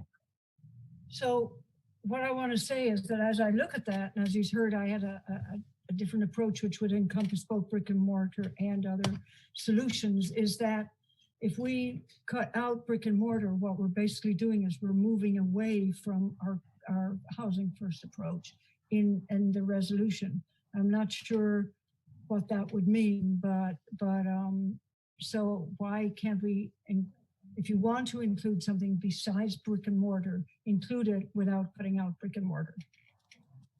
That's fine. I'm fine with that. I'm not trying to cut anything out. Yeah. I know that's physically what I was doing, but Yeah, right. Do you want to suggest some wording, Madam Chair?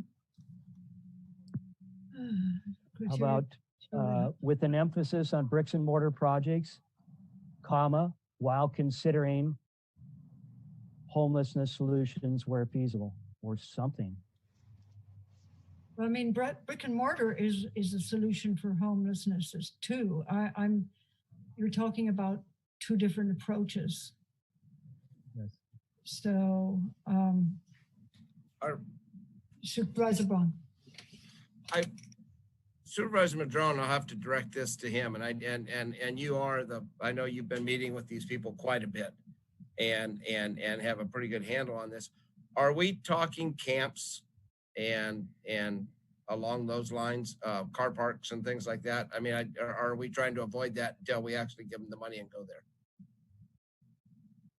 I'm just saying, what are the other homelessness solutions we're talking about? So at least we get them on the table. So when we vote for this and we agree to it, it says you agreed to it, and I'm going, I just want to know fully what I'm agreeing to.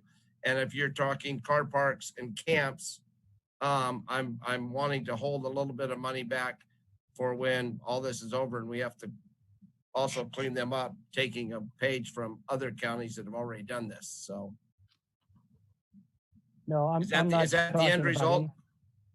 No, it's not. I'm not talking about anything specifically. And in fact, I tend to believe that our committee that we set up has a lot of this knowledge and information and should be given the chance to provide us with feedback on exactly what they think might be appropriate.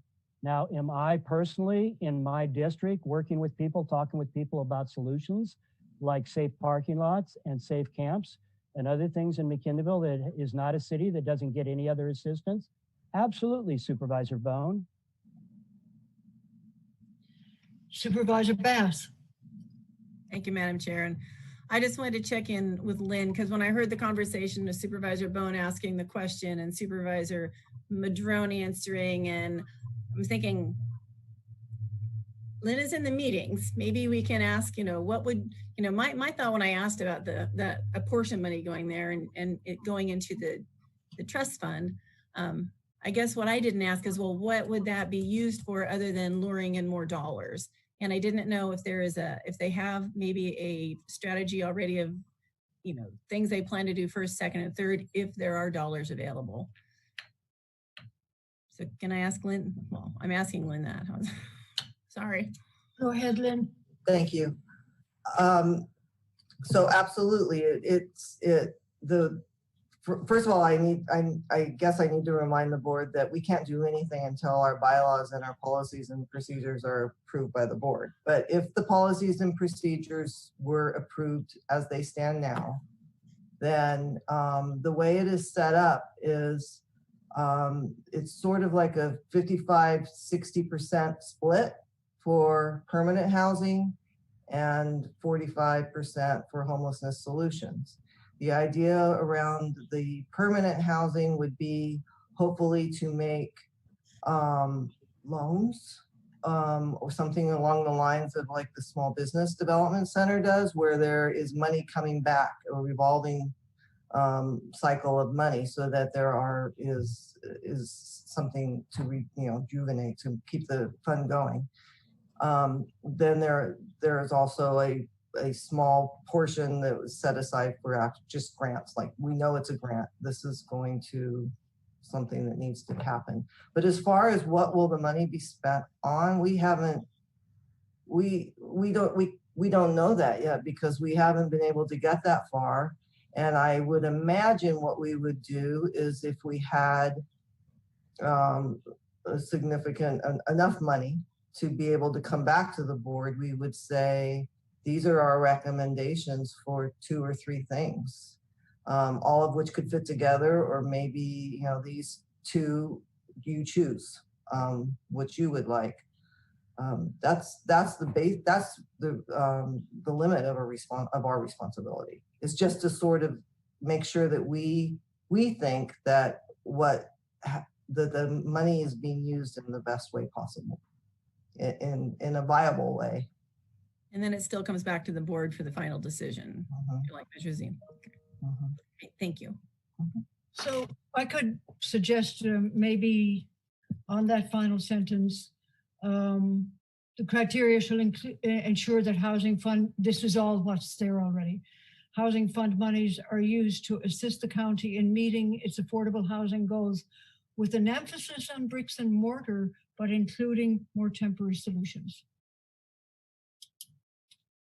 Because I think what we're saying is that anything beyond bricks and mortar does not satisfy our housing first goals. But if we can't get there in some instances, we might be able to help with something like a resource center or that kind of thing. You know, it's kind of broadening it a little bit. I'd like to hear Director Beck's thoughts on that, because you're the one that's out on the front lines here. Okay, so I was working on something else. So you have to say that again. I'm really sorry. No. So we're kind of going back and forth onto whether or not we would actually change the wording of the resolution and keep things as they are, more or less. Supervisor Madrone had suggested that we get rid of the bricks and mortar aspect of the resolution. And I was talking about keeping that in, but including more temporary solutions. And I wondered if that would meet your needs or go any way towards meeting your needs. I feel like that would that may allow the committee to go one way or another, because I know that there's been conversation or communication that the committee is doing great with what they're doing now, but I do still think that there's some confusion around roles of the committee, and until those roles are figured out, and by taking that brick and mortar piece out of there and leaving it to shorter solutions, then maybe that will, maybe some folks that are on the committee will just stop being. We lost a couple of people from the committee because there was such a divide in what folks wanted to do. And so if we're not providing more direction and we're just going to take language away, that might resolve the issue. So I was not suggesting taking bricks and mortar away. I was suggesting could the compromise solution that would keep that in, but allow for more temporary solutions. But that is with the emphasis still on bricks and mortar. That's what I was thinking of. And if that's the emphasis and the dollar amount is going to be what it is, then maybe it is the short-term solutions that will be the work that's done through that committee. I'm just not sure. Yeah, I got you. And I do believe that there needs to be some amount of money in the fund for whatever committee is there and continues to work. Great. Director Ford and then Supervisor Wilson. Thank you, Chair Fennell. I just want to caution the board that we entered this as an agendized item that was a fairly global discussion. Mm-hmm. Right now, we're talking about changing the implementing resolution for the Housing Trust Fund and Housing Solutions Committee, and that was not agendized. And so I would just caution the board, you can give direction to go and pursue that and bring that back, but I would caution you about going too far with this discussion today. I'm not the attorney, but. Yeah, I appreciate that very much, Director Ford. Supervisor Wilson and then Supervisor Bass. For me, I guess, you know, I've kind of moved in different directions during this conversation, and I very much appreciate, you know, there's been a lot of good conversation and stuff and efforts have been put in by the committee and by Lynn and everybody there, and I really do appreciate it very, very much. But I guess I'm still not clear that that the Housing Trust Fund effort wouldn't be best done as an effort between us and the cities directly, pulling that together and getting that going. And then if we actually can make that happen, if we want to then add that to the committee's role to help administrate that or not administrate it, excuse me, but, you know, advise to it. But currently we just need to get it going, and that effort really needs it's kind of administrative at this point, and reaching out to create it, you know, between jurisdictions. And I think I personally think that's where that effort needs to be in the short term. And if we want to split the baby, or, you know, split this amount of money to put towards each one of those efforts, and have a set amount of money that the committee can work on to then work on the shorter term issues, then I'm willing to have that be, or at least advise us on what that would be, because again, they don't have the decision-making power. That's us that would have to do that, like Measure Z. Thing about Measure Z is, like, it has this process to it that's even more you know, that actually has time frames to it and applications and does all this stuff, and then it has this endpoint, and then they have the, you know, every year we have this annual block of stuff. It comes to us. It's very set up in that way, and I think, you know, it's not just you know, where the conversation goes necessarily. And it would be cool that if this was set up in that way, and that there was some money to do that. And if we want to do that today, I would entertain that half the money goes to that, for this committee to do that. But it seems to me, if we want to have a housing trust fund and we want it to be effective, it needs to be done with the other jurisdictions. And functionally, I just think that our staff needs to work with their staff to, like, come up with that, and then we vet it through our communities, and also maybe through this committee as well. But that's kind of where I'm at on this. And I don't know, it's getting late. No, it is getting late. This reminds me of years and years ago when we were having long meetings. Just very quickly, I know you have your hand up next, Supervisor Bass. I want to say, I heard Director Ford, and thank you for that. We do, in my view, first of all, let's not do something that's not on the agenda as far as changing the resolution. Second of all, if you really read it, it says with an emphasis on bricks and mortar. It doesn't preclude something else, which is why Housing and Homelessness Solutions was a part of this long name. So maybe we don't need to do that at all. Supervisor Bass.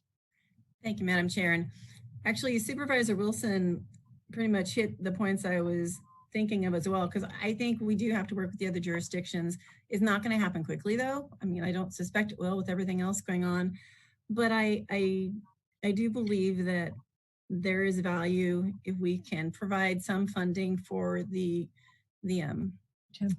group to try to move forward with, because it's got to be completely frustrating having a potential charge to do X, Y, and Z and not having the opportunity. And, you know, we've it's been a challenging time, and we probably have not been the easiest to work with as far as how to accomplish their goals. I don't know. I do think that there's some value in putting some of the dollars into something that they can use more quickly than the longer term that we certainly need to work for with the bulk of our dollars. So, Director Ford. I just want to caution that while the money is not issued on a competitive basis, if we apply for it, we get it, but it has to be for an identified use. And I just read the identified uses, and none of that is just to be put in a fund. So we would have to work with the committee to identify something that would be done with the money in order to do that.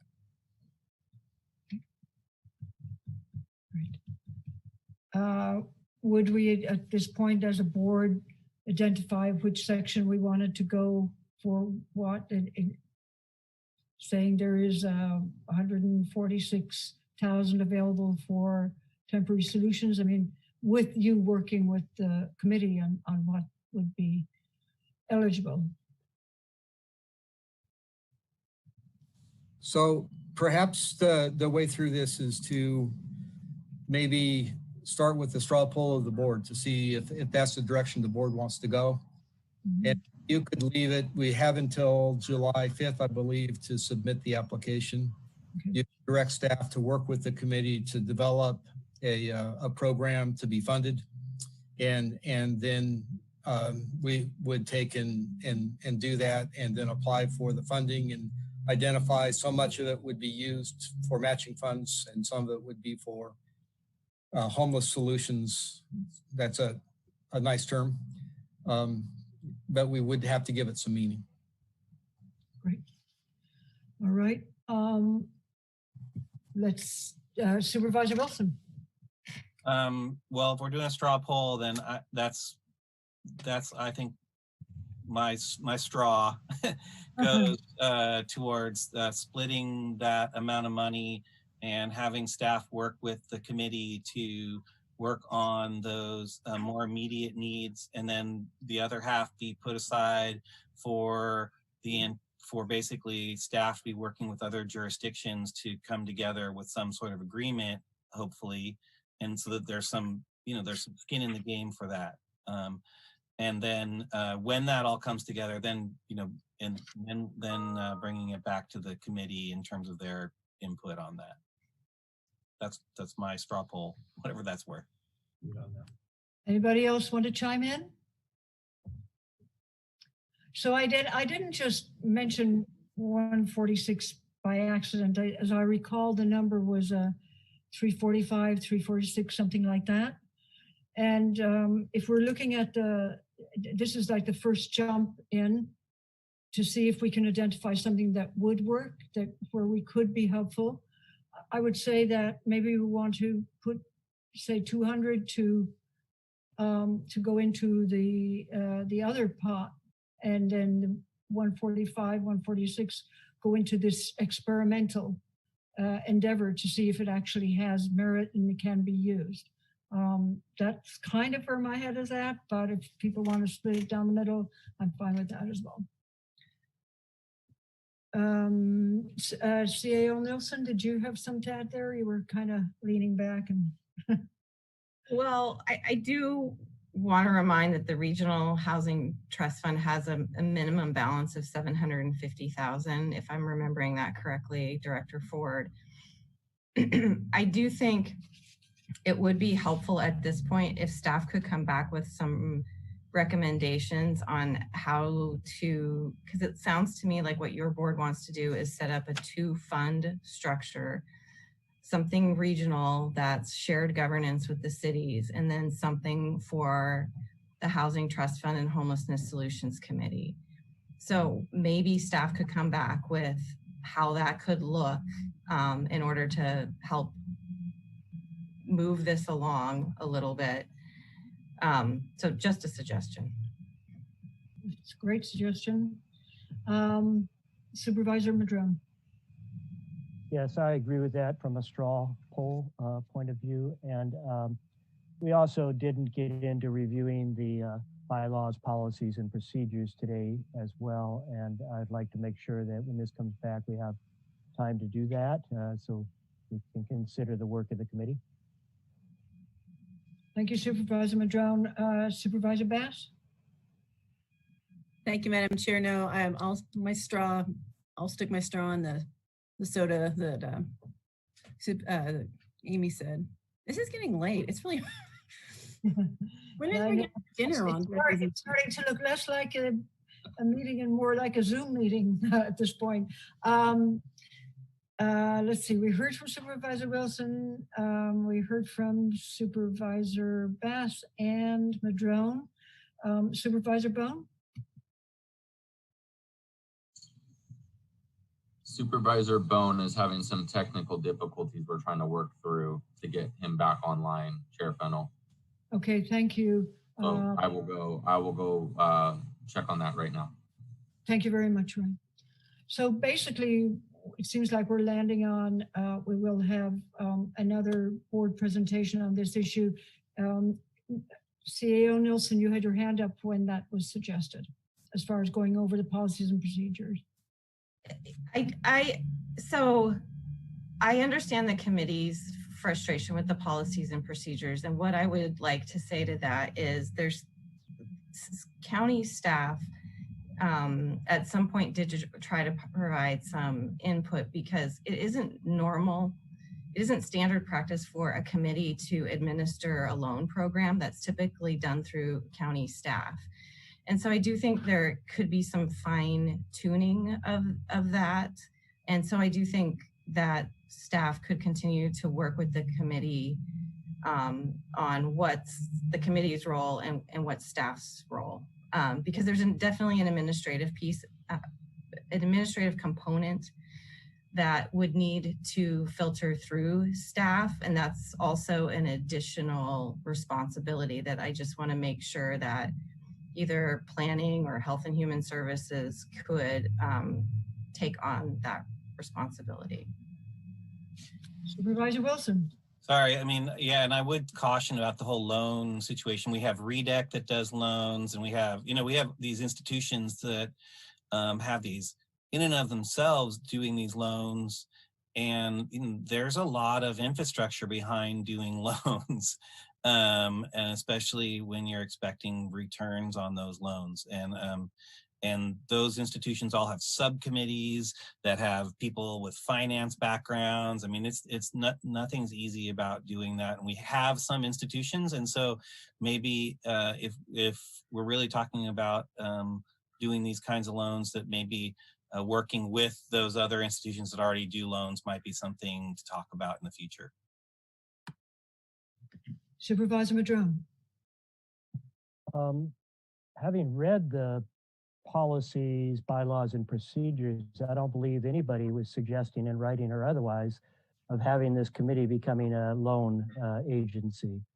My understanding is that it would operate much like Measure Z committee in providing recommendations to our board as a group of experts that we've appointed. Am I wrong there, Lynn? I think you guys were asking in your bylaws, if I remember right, it was late last night, to simply be in a position to offer recommendations with a full recognition that the board would make final decisions. And obviously, you're right, Supervisor Wilson, we'd need a loan agency involved in this, whether that's Headwaters or REDEC or whatever. But am I correct there, Lynn? Yes, you are correct. The only time that that some cities and counties actually use their trust fund committee to administer the loans is if they create a spin-off, a separate nonprofit to do that. But there's nothing in our policies and procedures that proposes that. Yeah, right. All right then, Supervisor Bones still MIA. But I think we have a general direction that we're moving in. Time is late. We've had a very, very long day. I guess. Madam Chair? Yes, Supervisor. Supervisor Bone popped his head in because he still couldn't get on the screen. So he can be in this, he can be here if you want him. He's over at my door. Okay, just put the mask on. Put your mask on, Virginia. I'm not just telling what, do you want to answer? We're 10 feet apart. We're golden. You two cannot be in there without wearing your masks. Let's get the meeting over. Okay. Well done. So what's your Come vote? on in, Rex. He's in. All right. Okay, yeah, let's take it to the vote. Give Steve the money. I couldn't hear that. Can you translate, Supervisor Pass? I think he says he agrees with Okay. where we're going. Okay. Actually, he was being rude. Yes, all right. I'm going to do this too, just for the heck of it. So, do we need a motion at this point because, or do we just want to give staff direction to come back? Director Ford. I think you could just give us direction to come back. I think we've heard two things, that it's important to work with the committee to make sure that things are clearly articulated, and that we're able then to work with them also to work out what the money would be used for if we applied for the PLHA this year. Good. Thank you very much, everybody, for going through this. Really, really appreciate it. And I think we are making progress, and that's always a good thing. And with that, I'm going to say this meeting is adjourned, and remind people that we will be meeting again next Tuesday. Thank you.